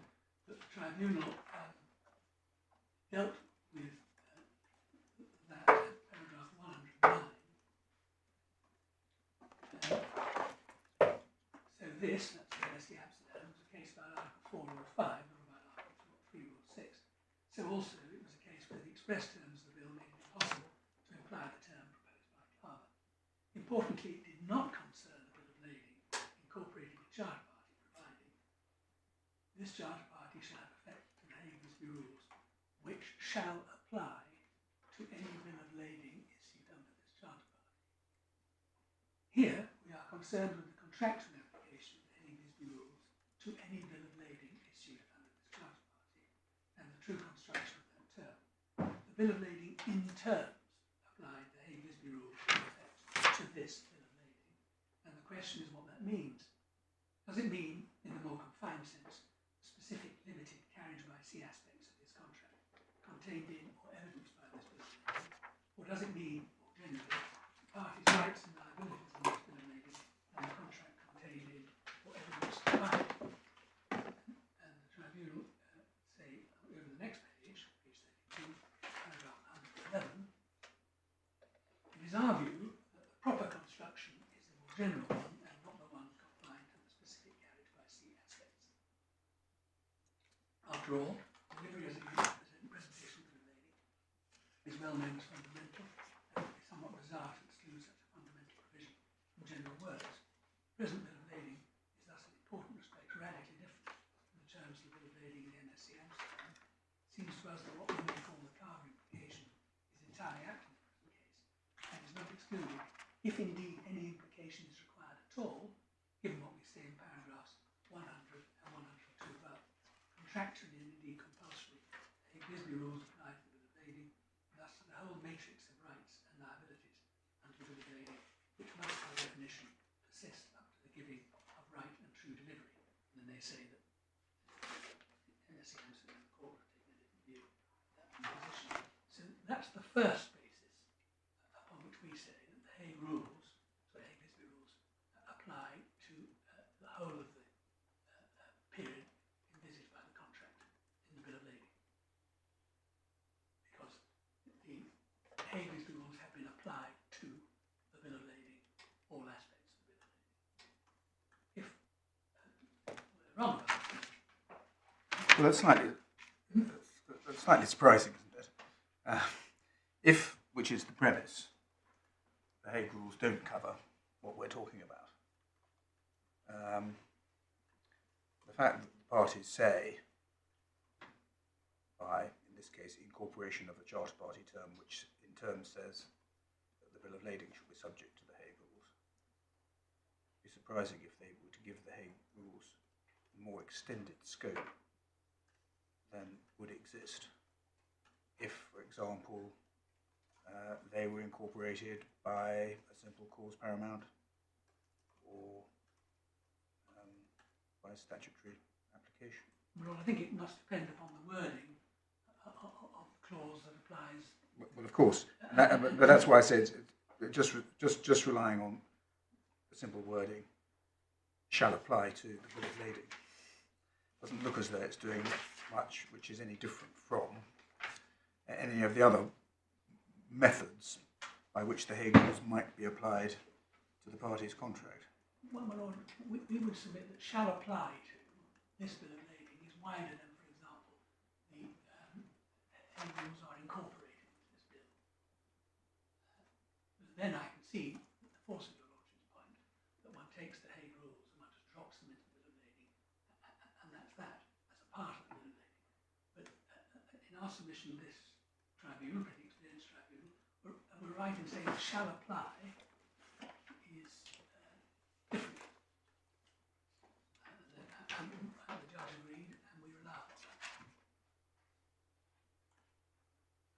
that. But if I'm wrong on that, then I come to the Carver implied term. I mean, the clause paramount in this case, So you're also looking at the bill, thank you. at page 162, uses the expression shall apply. I know you say that as it happens, that's not the mechanism in this case by which the rules apply, but it would strike me as an unusual form of a clause paramount. But you say that would then have the same effect. It would have It would. Any clause paramount of that kind would give greater extent on the premise we're now discussing. Yes, my lord, we would.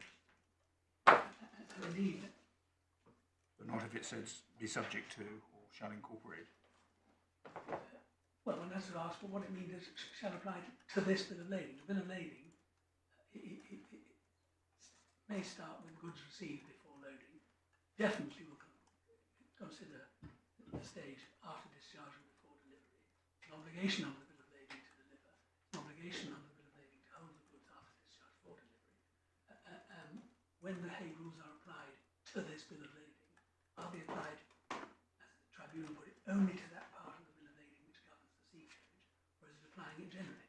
It makes perfect sense to say we contract on the basis that the whole package of rights and obligations in the Hague Rules, which on the Hague Rules themselves govern sea carriage, will apply generally to the bill of lading and our custody and care of the goods. And it's a very short point. I'm not sure I can. No, I quite understand the point. I'm just looking at the statutory language in the 24 Act and the 71 Act, by which the rules are made applicable compulsorily where they do so. In the 24 Act, it seems to be say that the bill of lading is to have effect subject to the provisions of the convention. I think that would be different, my lord. And indeed, we're going to come on to clause 2C, but in the context of construing the general paramount clause, which your lordship has been looking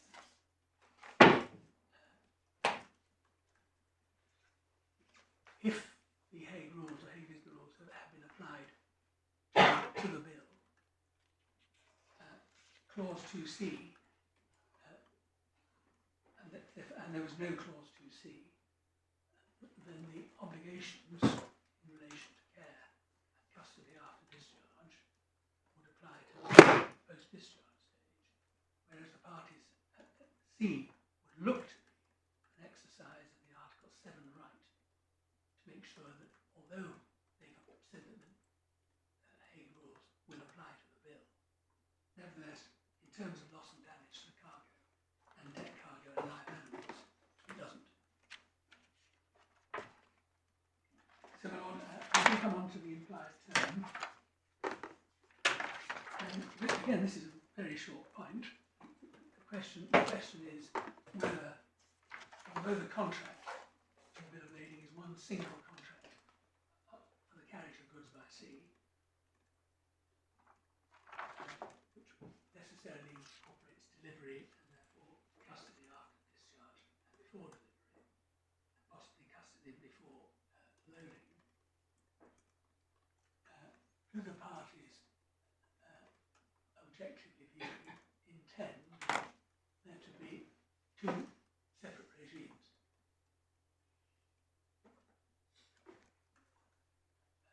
Divided by very fine dividing lines of penumbra before and penumbra after the distinction.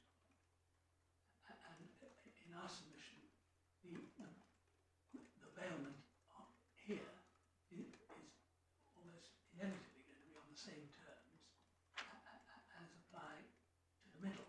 Why should it not? Which is why in the MSC Amsterdam, which I can ask the court to take up now, both at first instance and in the court,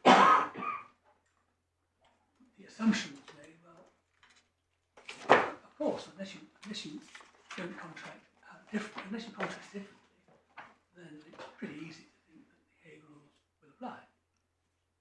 Hague Rules before and after, because one has the single contract of carriage.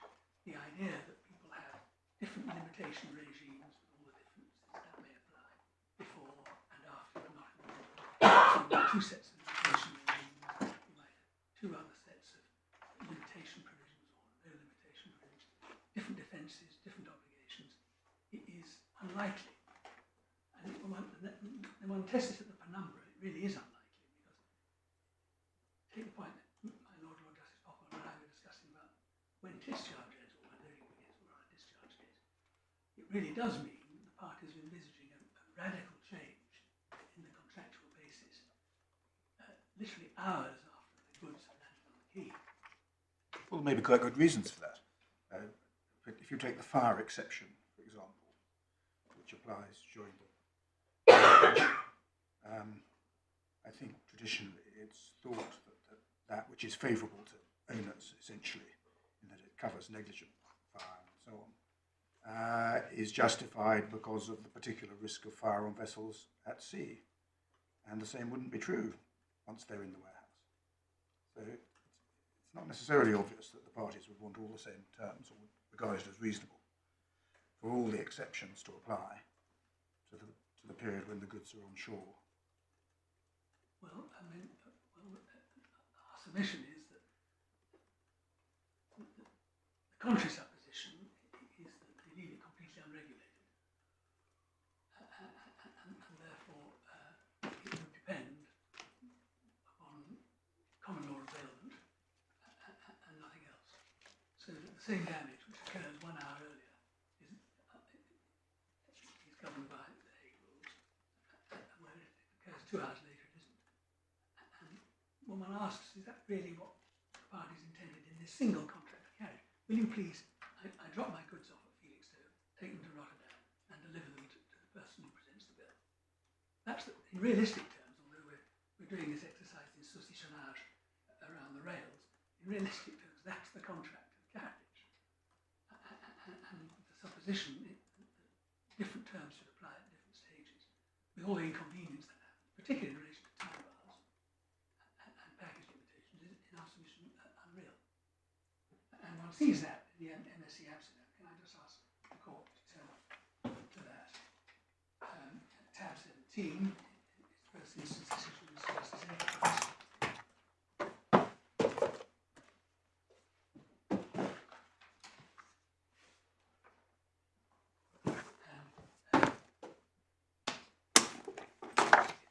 313 of the report.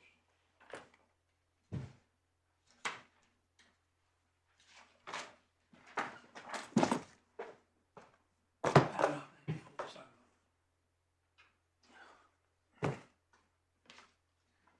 Tab 17, page 313. Thank you.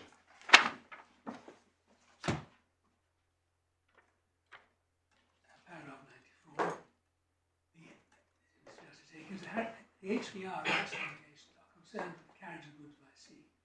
I accept that this phrase must include activities both before loading on board and after discharge from the sea-carrying vessel. But it is clearly established it is up to the parties to the bill of lading to define the temporal scope of the HVR rights and obligations, in particular whether they apply after discharge. That is the effect of Article 7 of the HVR.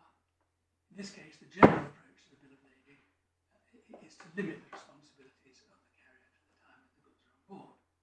So he was accepting that unless you contract out, it includes activities both before and after discharge.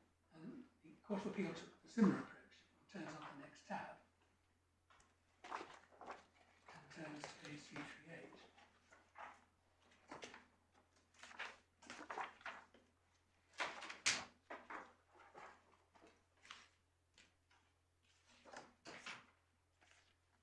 And it's page 338, tab 18, paragraph 23.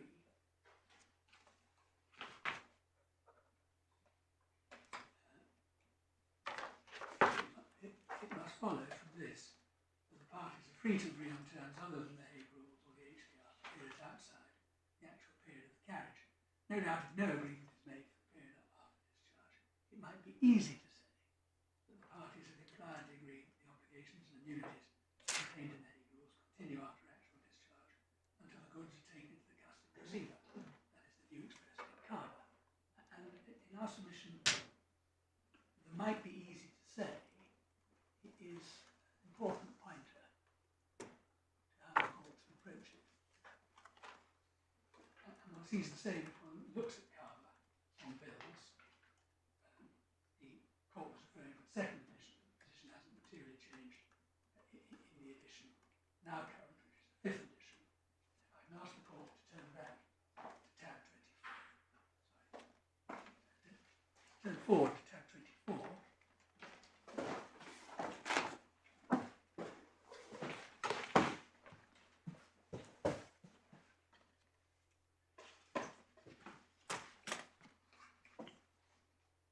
And it's at page 479.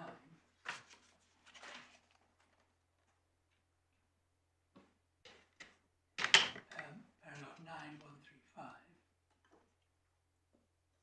Similar but not identical problem arises on discharge of the goods.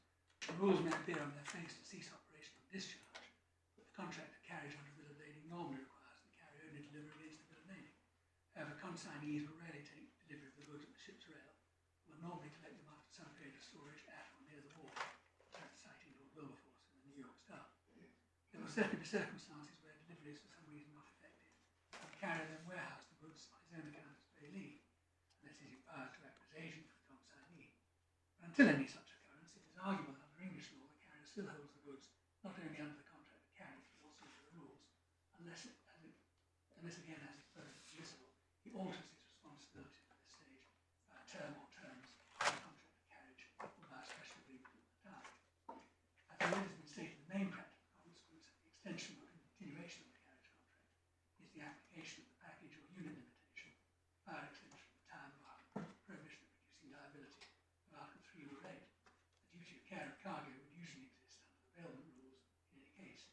It is submitted, therefore, that as a matter of the English law of contract, it may well be appropriate to state the position as being that the rules may apply as implied terms after receipt of the goods before loading and after discharge during the period before delivery or up to the time of the operation of any separate warehousing arrangements, except insofar as this result has been excluded or modified by the parties. Such an interpretation is beneficial to third parties such as stevedores who act at such times and may look for the carriage protections when they do so.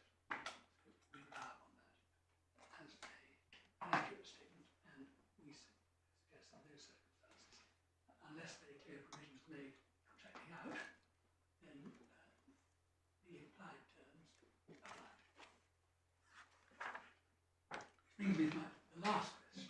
sorry to keep holding you up. Not at all.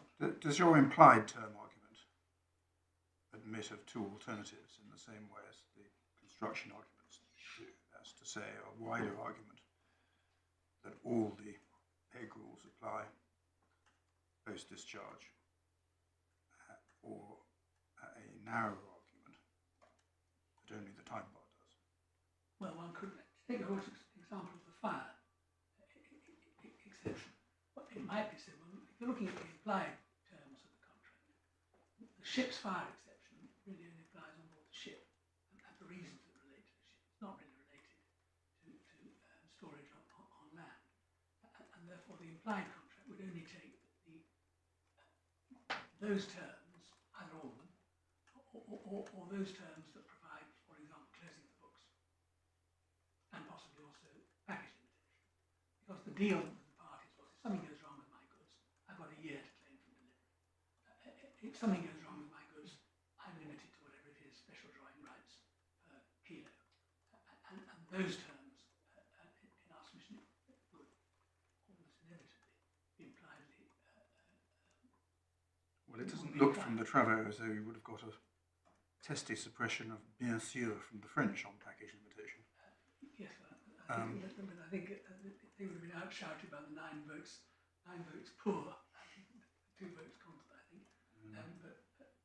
But joking apart, I mean, it's not obvious that if you have deliberate misdelivery, package limitation should be intended to apply to that.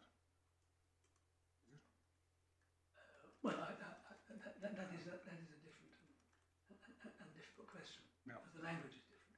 But certainly in relation to the time bar, we would submit that there's no good reason for saying that the parties actually genuinely want time bar to be a contested issue if the goods fall in or outside the penumbra of discharge. So our primary case would be that all of the Hague rules apply. See the MSc Amsterdam and the statement of what the position in law is thought to be by Professors Tritle, Reynolds and Rose.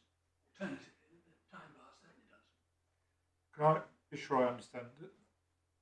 This is what's classically called implication in fact, is it? It's not an implication of law. It's not. The taxonomy of implied terms is traditionally divided into terms implied by law and terms implied in fact. Terms implied by law operate as default rules for particular situations, landlord and terms implied in fact depend upon the particular facts. Yes. And am I right in thinking your submission is it's the latter? Well, Professors Tritle, Rose and Reynolds seem to regard it almost as a term in law. Well, they say maybe, Yes. may apply, which suggests that it depends on the circumstances.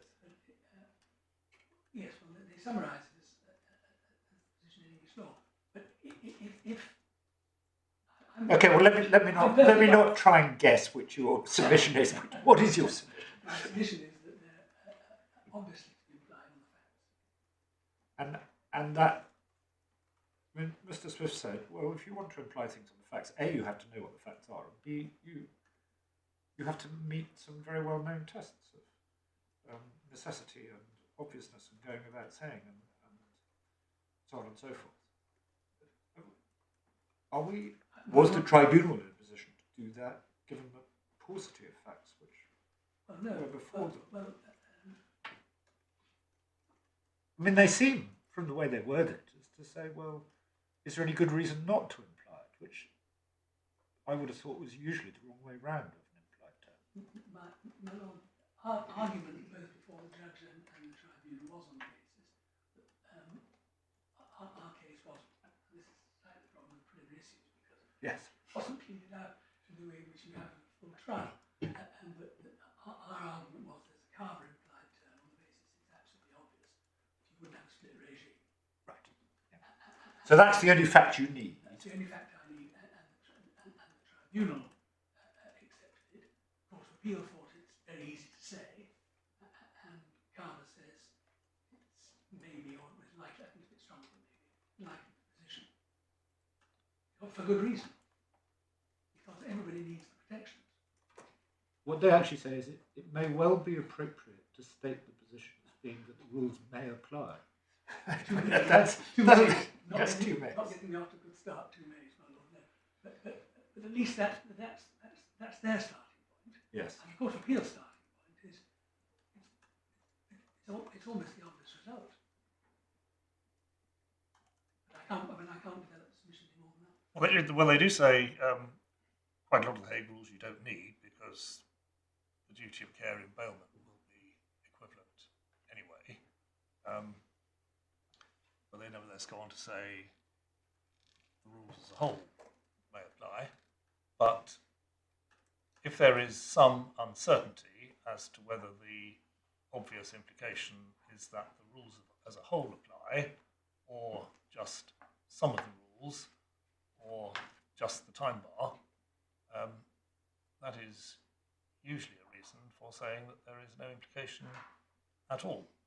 Which is why I put my case on the basis of all of the rules continue to apply in the same way as they did before it crossed the rail. Okay. Because that's the result supported by the MSC Amsterdam. And even with double Mays, the result supported or tentatively proffered by the professors.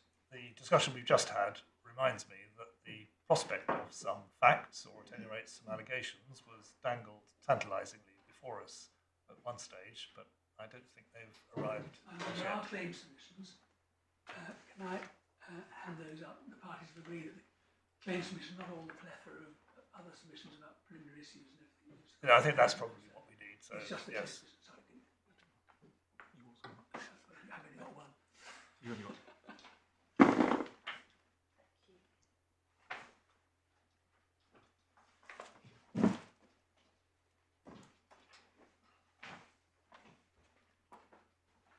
Right, so you're going next to clause 2C. Thank you very Then much. it's clause 2C, my lord, yes. And this is a question of construction. Do the words disapply? Article 3, Rule 6, it otherwise applies. And there are two different positions to consider, depending on which route the court is following. If the route is with you on Route 1, Article 3, Rule 6 of the Hague Visby Rules applying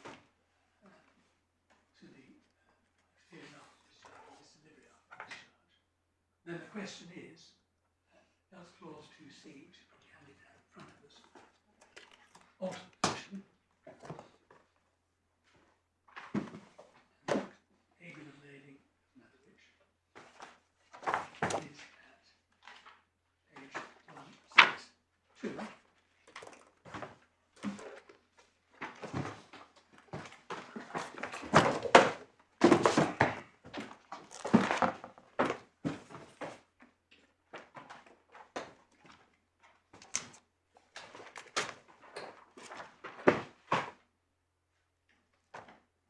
If the time bar applies under the convention, then the question is, does Article 2C oust the time bar? And in our submission, just looking at the language of Article 2C, it's not sufficient to oust the time bar. And the way in which then that is put by the, indeed it's simply restating Article 7 and Article 1C of the rules, but nothing else. And therefore the way in which it had to be put was by making this choice, say you're not under any responsibility for the damage at all. Everything goes from the Hague Rules because you've made your election to a completely different regime. And in our submission, the answer to that is that's then a straightforward question of construction. The rule, Article 3, Rule 6 applies. Does Article 2C oust it? Why? If Article 2C is to be read as being, we're not liable for anything after discharge, that is a completely effective exclusion of liability. Therefore, for misdelivery, we are not liable. Then the argument might have feet. But what my learned friend had to face up to, and the question my Lord Justice Popplewell, was doesn't, and you have to take a position now, if it doesn't actually exclude certain types of liability, then the time bar has a perfectly proper use, especially where the time bar under Article 3 Rule 6 of the Hague Visby Rules is specifically intended to apply to wrong delivery. And that's the short answer to the Article 2C point. And attempts to say, well, this is really an MC Amsterdam case. The court's seen the clauses in the MC Amsterdam. They're very, very different. Clause 4 and Clause 7, specific words about end of Hague rules, periods of responsibility. The court helped to see the clauses. We've got the MSc Amsterdam, tab 18.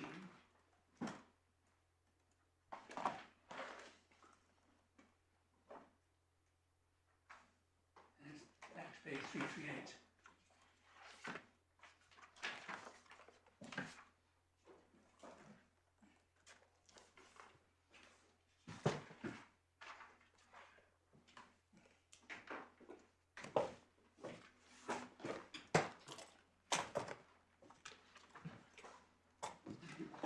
Very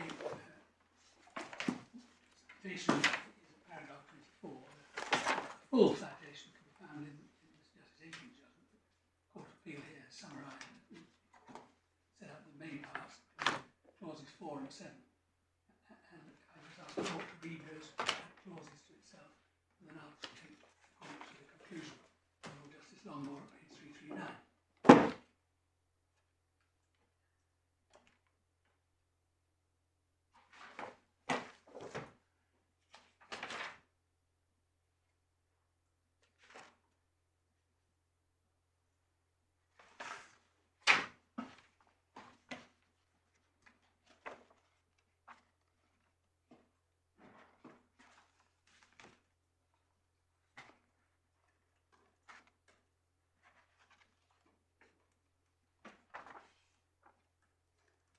So, Court has reached the bottom of D, page 339. Lord Justice Longmore says these clauses, so he's looking at the composite structure of the clauses, make it clear to underline, parties did not intend the Hague rules to apply after discharge of their vessel. The fact that clause 7 refers to loss after the end of the Hague rules period, so that this may appear when the Hague rules do not apply, but which otherwise be a time when the owners may still have the obligation to obey in respect of the goods and can agree that the terms of the vessel are not those of the Hague rules. The owner's purported disclaimer of liability for what happens after discharge does not make any difference to that intention. So in our submission, every case is going to turn on its facts as to whether you've sufficiently contracted out of Article 3, Rule 6, and Article 2C doesn't begin to do so. Unless I can help the court further, but for those reasons we are right on route 1. If we're not right on route 1, we're right on route 2. Clause 2C, and if we're right on either, clause 2C makes no difference to the result. Could I ask that we be provided with the additional travaux that are referred to in footnote 88 of Mr. Diamond's article? Certainly, because speaking for myself, I'm interested in what was said about the redrafted clause when it went before the plenary session, not just what was said prior to its being drafted. My Lord, yes, certainly. I mean, the reason that the translations are any of that bit was I was just relying upon the passages in the travaux that the claimant said they were going to refer to. Well, I haven't, I'm afraid, looked to see whether we've got in the French everything that Anthony Diamond referred to in his article. No, but that's certainly something we can provide. Thank you. My Lord, I'm reminded you should ask me a question, or rather posed to me another contextual matter. Yes. Based on the Law Commission report. Yes. And the fact that, in general, bills of lading take a very long time, if they ever get there at all, to get to the port of discharge or to be presented for the goods. And the Lordship asked how, in those circumstances, would the test delivered or ought to have been delivered, against productive bills of lading, apply? And of course, that's an issue which would arise it's an ordinary cargo damage case. So take a wetted cargo, which is outturned wet. Take a cargo which is lost during the carriage. Part of a cargo is lost, so it isn't outturned at all. When would it have been delivered? You work out when it would have been discharged, and then when it would have been delivered to the person presenting the bill of lading. And time, I just refer your lordship to the consideration of what those words mean in the new edition of voyage charter parties, voyage charters in that context. 5th edition, paragraph 66.200, page 1150. And the headline is that the assumption is that the delivery would have taken place and should have been completed assuming due performance of all contractual obligations, including by the production by the receiver of a bill of lading within a reasonable time of the arrival of the vessel. Whether it happens or not in practice is not important. But that's not an issue which is, I'm taking up my delivery's time to reply. Right, thank you.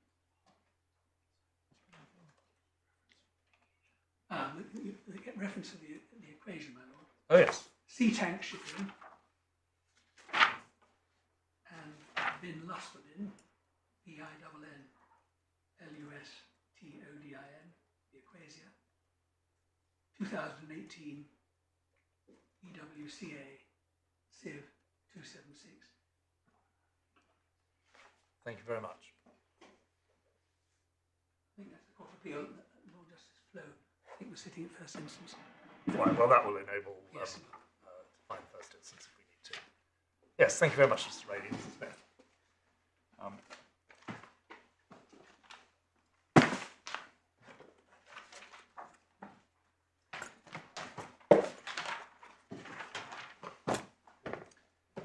Can I tidy up one other piece of housekeeping arising from this morning, which is the United States case referred to in one of the articles. Malerned Friend's recollection accords entirely with Malerned Junior's recollection.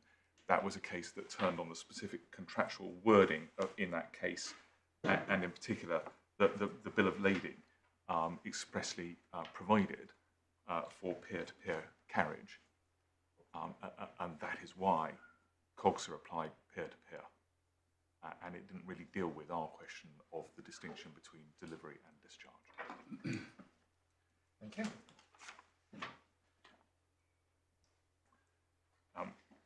Can I ask if the court could still has, hopefully, the MSC Amsterdam, and if not, tab 18 in the authorities bundle, page 338, just to deal with clause 2C very briefly before turning to my other solutions in reply. And the court set out there the provisions in the bill of lading in that case, and Lord Justice Longmore concluded that those provisions made it clear that the parties did not intend the Hague Rules to apply after the discharge from the vessel. And Lord Justice Longmore referred in particular to the reference to the end of the Hague Rules period. And in our submission, the addition of the words or a reference to the end of the Hague Rules period does not materially alter the fact that the relevant clause in the MSC Amsterdam was one that said that the responsibilities of the carrier ceased on discharge. And therefore there is no material difference, we submit, between clause 2C in our case and the clause that led Lord Justice Longmore to his conclusion in the MSC Amsterdam. If we're right on that, then clause 2C is sufficient to disapply the rules after discharge. But my lords, beyond that, I don't propose to say anything else in relation to clause 2C. I dealt with it yesterday, and I think I said to my Lord Justice Popplewell, it's either a good point or it's a bad point, and it won't get any better by further development. But what liability on your case continues after discharge in the light of clause 2C?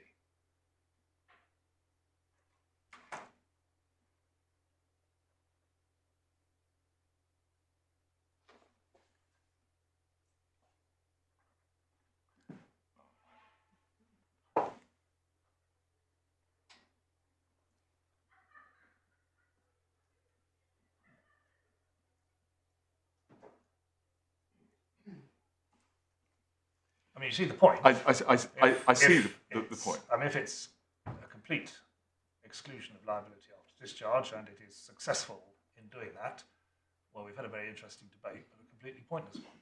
My Lord, I see the force in the point, my Lord, and as I hope I made clear yesterday to my Lord Justice Popplewell, the only answer I can give to that point is to say that obviously we will on another day want to say it's an unsuccessful restriction of liability, but if we are right on that, it doesn't dilute the fact that the parties have provided for a different regime, even if it's not an effective regime.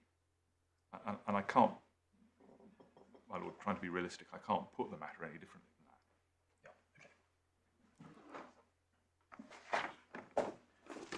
Right, where next? My Lord, I was going to take next, just very briefly, the question of implied terms, because again, there's very little that I want to say about that. If we are wrong on the first point, and the first point is whether the rules themselves apply after discharge, the question of the implied term doesn't arise. If, however, we are right on the first point, and it is necessary for my learned friend to contend for an implied term, which he's made clear is an implied term on the facts, and the facts being that the parties obviously wouldn't want to have a split regime. The answer, and the simple answer to that point is, if the parties have incorporated into the Charter Party and therefore the Bill of Lading the Hague Visby regime, and if I'm right and that regime provides for a split regime, in other words, a different regime after discharge, then by definition, the best manifestation of the party's objective intention is that they've chosen rules which provide for a split regime. And therefore, my learned friend's suggestion that they obviously wouldn't want one is in fact against him. They've obviously chosen one. And therefore, it would be wholly inappropriate to imply a term that contradicted the express choice of the parties. So, my lords, that then brings me to the first in our submission, the most important point. And that is whether the rules on their own construction apply after discharge.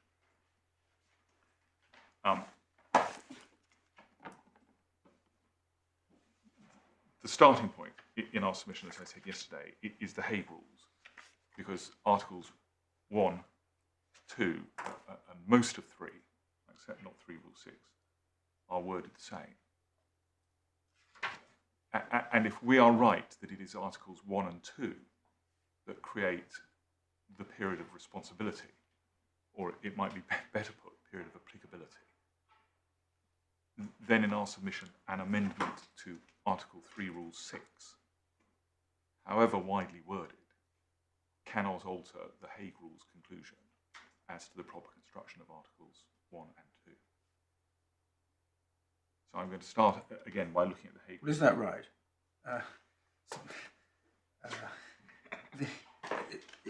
If it were the case, I'm not expressing any view on this at all, but if it were the case that it's an absolute bullseye on the Travo, that what was intended by the amendment to 3.6 was, at least in relation to misdelivery claims,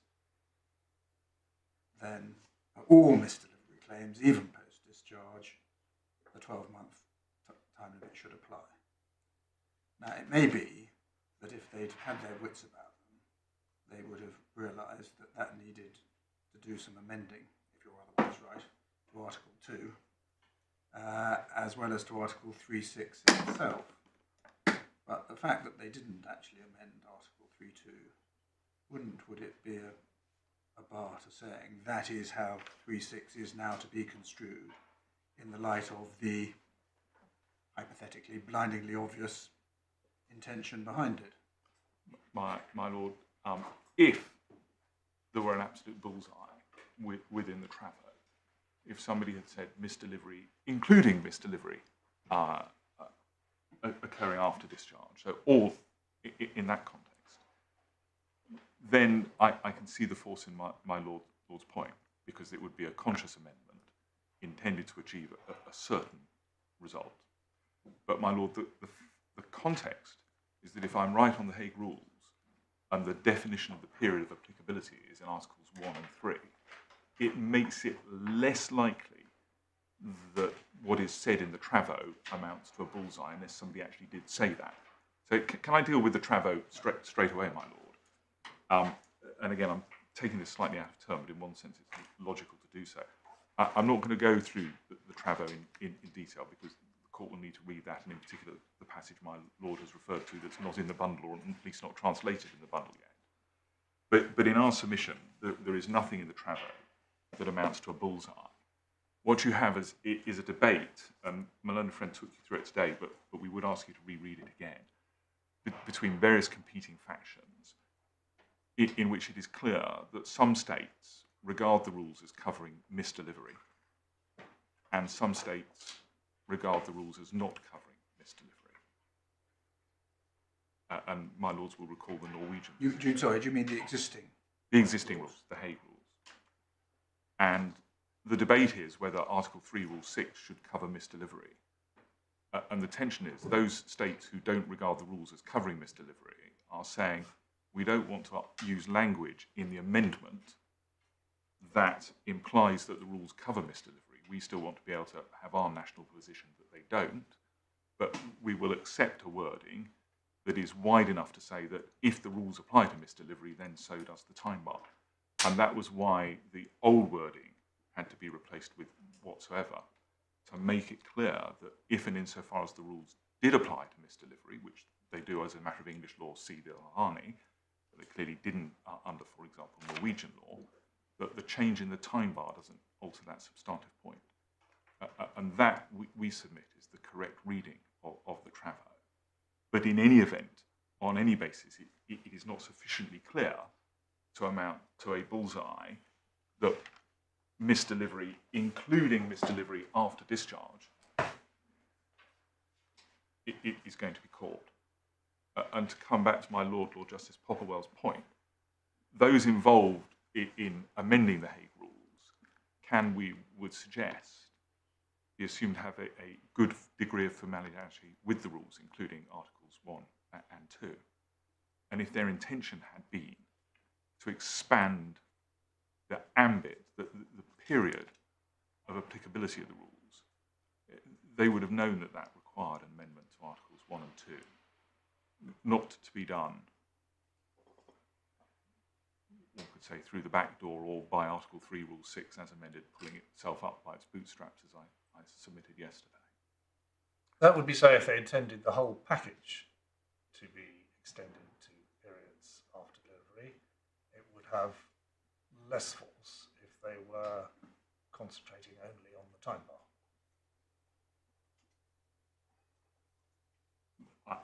I see the force of that point. But it would still be necessary on your case, which is that if you look at the Hague Rules themselves, Article 3, Rule 6 is only something you get to through the gateway of Article 2. And if custody in Article 2 means custody during the period of responsibility, then you've got to do something with Article 2 if you want Article 3.6 to apply post-discharge. Precisely. Even if you only want to do it in relation to 3.6 rather than to the rules in relation to the rules generally. Precisely, either Article 2 or something in Article 1 in the definitions, but one or the other. And my Lord, again, just briefly, that with respect is the flaw in President Kirby's judgment that my learned friend attaches so much weight to. I'm not going to turn it up again now, but my Lords will recall that he expressly says we need to then consider what is meant by contract of carriage. And the one thing he doesn't do is look at the definitions in Article 1 as to how the Hague Rules define contract of carriage. He then proceeds on the basis that contract of carriage means the whole contract governed by the Bill of Lading, and that's where he falls into his error because he doesn't take into account the definitions clauses. So in relation to President Kirby, that in our respectful submission is the answer. I'm not going to say anything else about the international consensus because, as I've said, our submission is that the key factor is the Hague Rules, and what I want to then just do, if I can, as quickly as possible, is to refer. My Lords, we've provided these to my learned friends. He said yesterday in his submissions, to mention again this morning, the references to through bills. Sorry, I thought they had been sent. To through bills in the context of, I think he submitted yesterday, when considering the period of responsibility, the drafters of the rules in 1921, 22, 23 would not have had through bills in mind because they're a relatively modern concept. We therefore had a look through the Travo, or electronically had a look through the Travo yesterday, and there are, I think, 30 references in the English text to through bills, some of which appear in the discussion of the definition of contract of carriage, most of which appear in the discussion of Article 7, which is the extra passage that I've just handed up to my lords. So there are passages both in relation to the definition of contract of carriage and in relation to through bills. My lord, can I therefore just invite, since my learned friend has now taken the court to the Travo, the court to have a look at the parts of the Travo dealing with the period of responsibility as created by the definitions.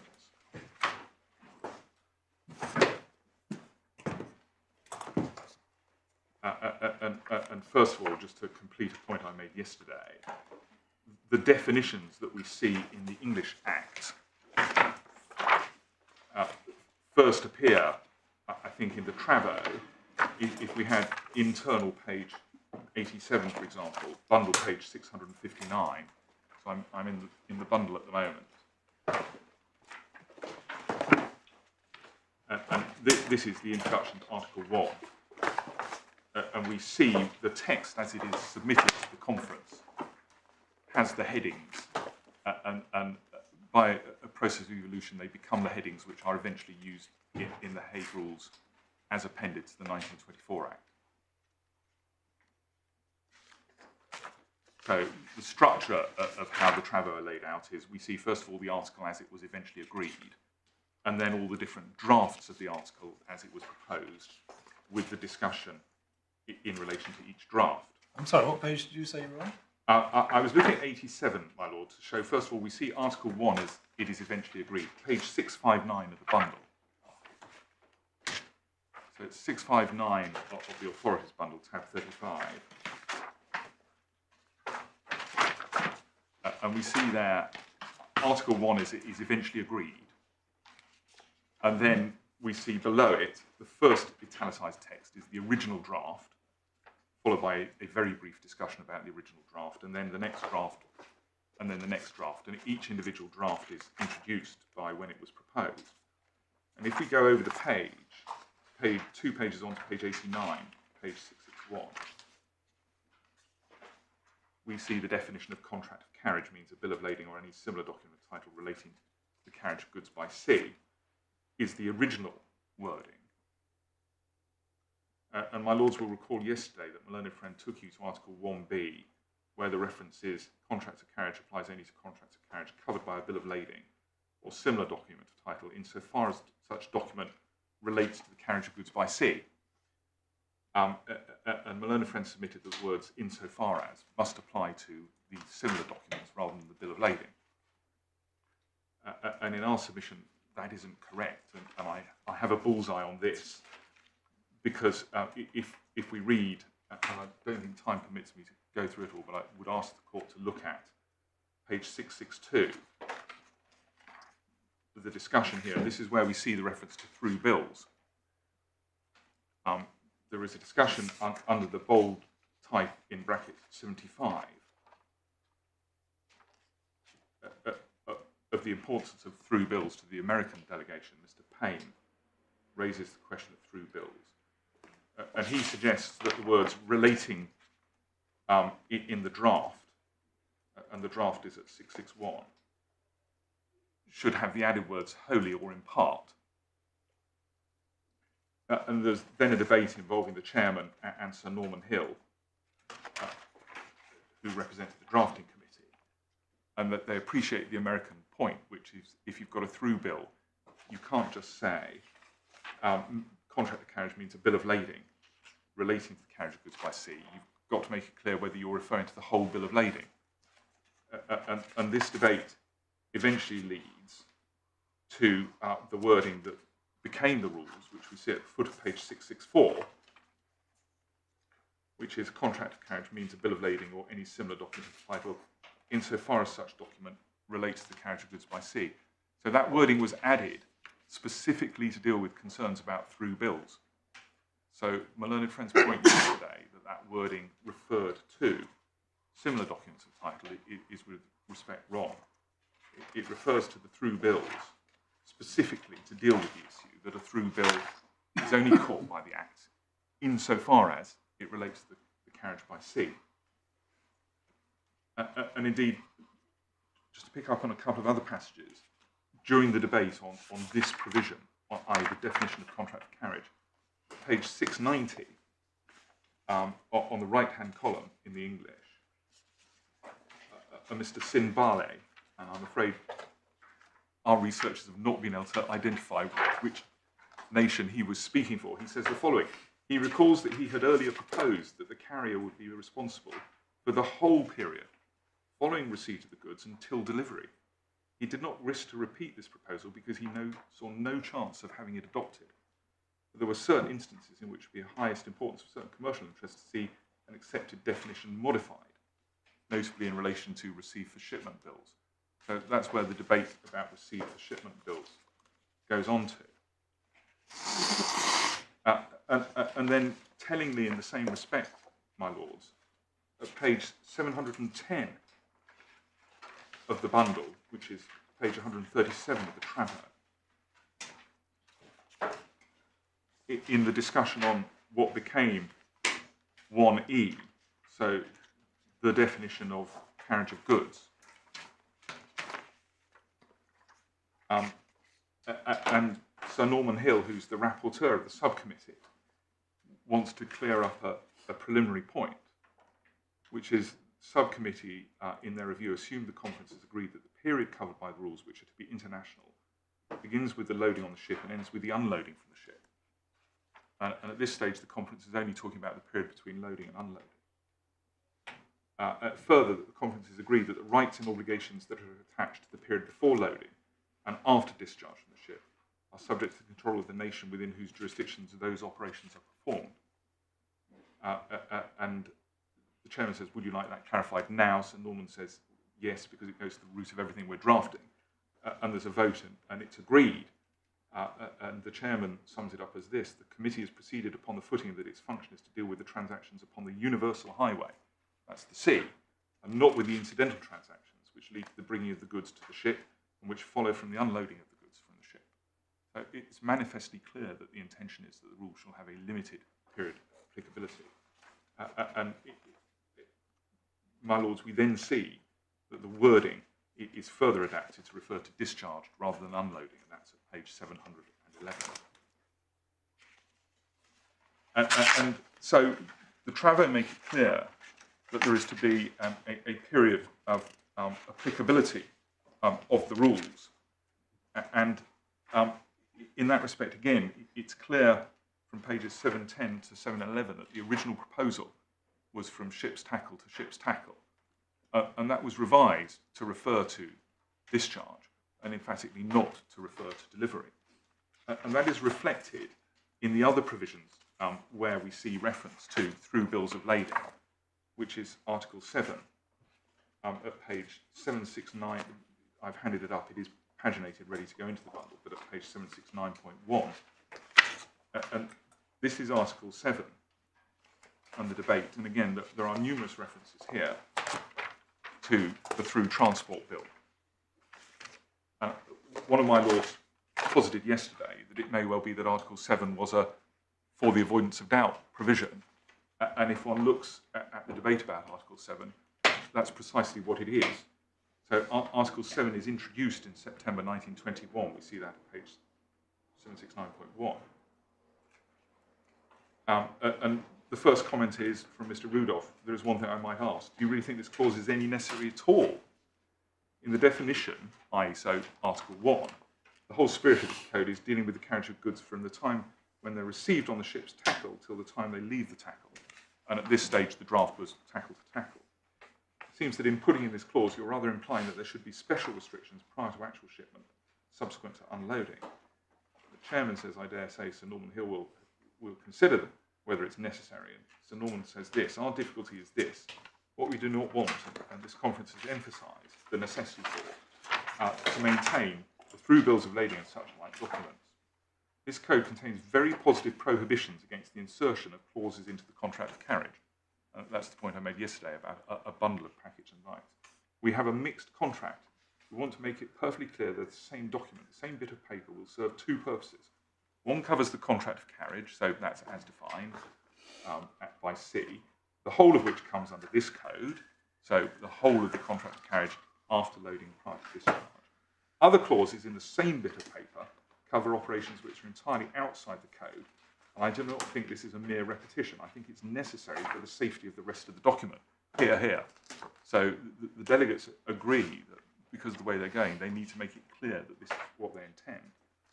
And the chairman says, I'm inclined to think there's a reason for that. We're embarking on uncharted sea. So the delegates know that this is an international convention. They're doing something uncharted, and they want to put the matter beyond doubt.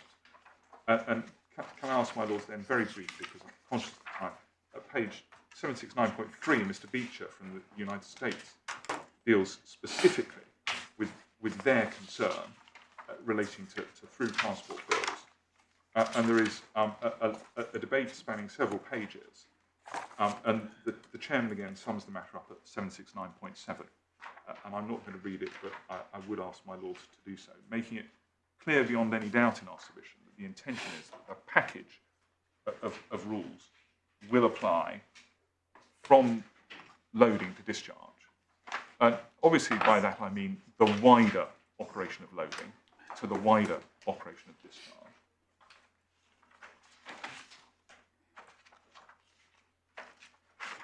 But it is abundantly clear that there is to be a period of applicability within which the rules will apply.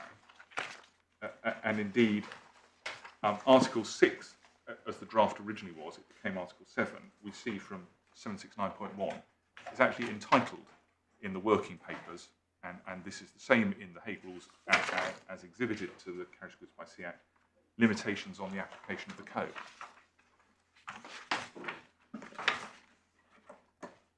And therefore, in our submission, the Hague Rules clearly were intended to be limited in their application to the period. Article 3, Rule 6 only has meaning because it is incorporated. You have to get to it through Article 2. And therefore, Article 3, Rule 6 cannot have a life outside that period of applicability. And in that context, to come back to where I started, there's nothing in the Travo relating to the amended Article 3, Rule 6 that suggests that the drafters intended to take it out of the period of applicability that applies to the entire convention.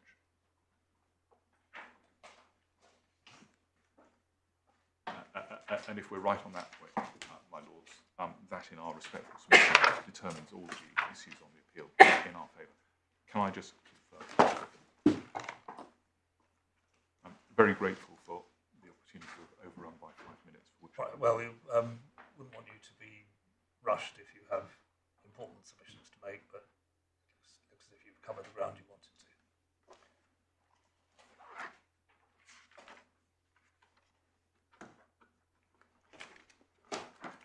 Can I just check my... Yes, do.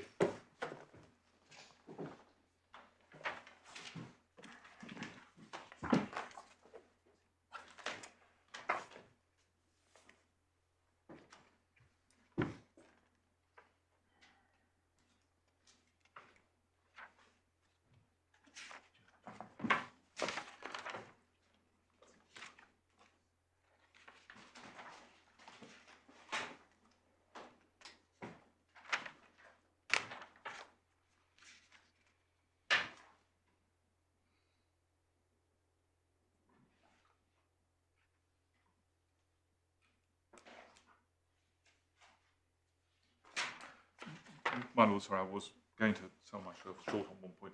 The wording of incorporation and the point my Lord Justice Popplewell raised. as a result of the decision of the tribunal and points we did not get permission to appeal on, the incorporation is through the charter party, which essentially uses the word subject to, similar to the wording in the 1924 Act. Well, and shall apply.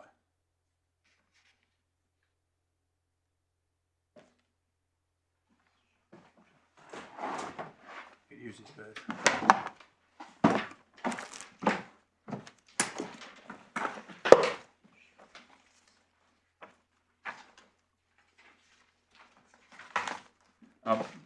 The wording of the Charter Party Incorporation Clause, my Lord, is 13.10 at page 145 in the core bundle. This Charter Party shall have effect subject to the Hague Visby Rules. And what the tribunal said was, because you've incorporated the Charter Party wording into the Bill of Lading... Which shall apply to any Bill of Lading issued under this Charter. Indeed, yes, my Lord, I see. But again, it comes down to the same point. If I'm right as to the meaning of the Hague Visby Rules, you've incorporated a set of rules that are time limited, and therefore all you've done is to incorporate into your contract a time limited set of rules which by definition apply to that part of the contract which is affected by the Hague Rules or the Hague Visby Rules. Right. Well, thank you very much, Mr. Smith. We are, of course, very grateful to both of you and for the teams behind you for some interesting arguments. We will obviously reserve our judgment. A draft will be provided to those whose names have been supplied in the usual way, and we would hope that in the light of it you will be able to agree the terms of an order. If you can't, then we will have short submissions in writing and rule on them without a hearing. I'm sure that everybody here will understand, but I will mention it anyway, that the draft, when provided, will be subject to an embargo, which we take very seriously and is provided only for the specific purposes which you are aware of, which will be mentioned. Otherwise, I think that concludes the hearing, and as I say, we're very grateful to you. All rise.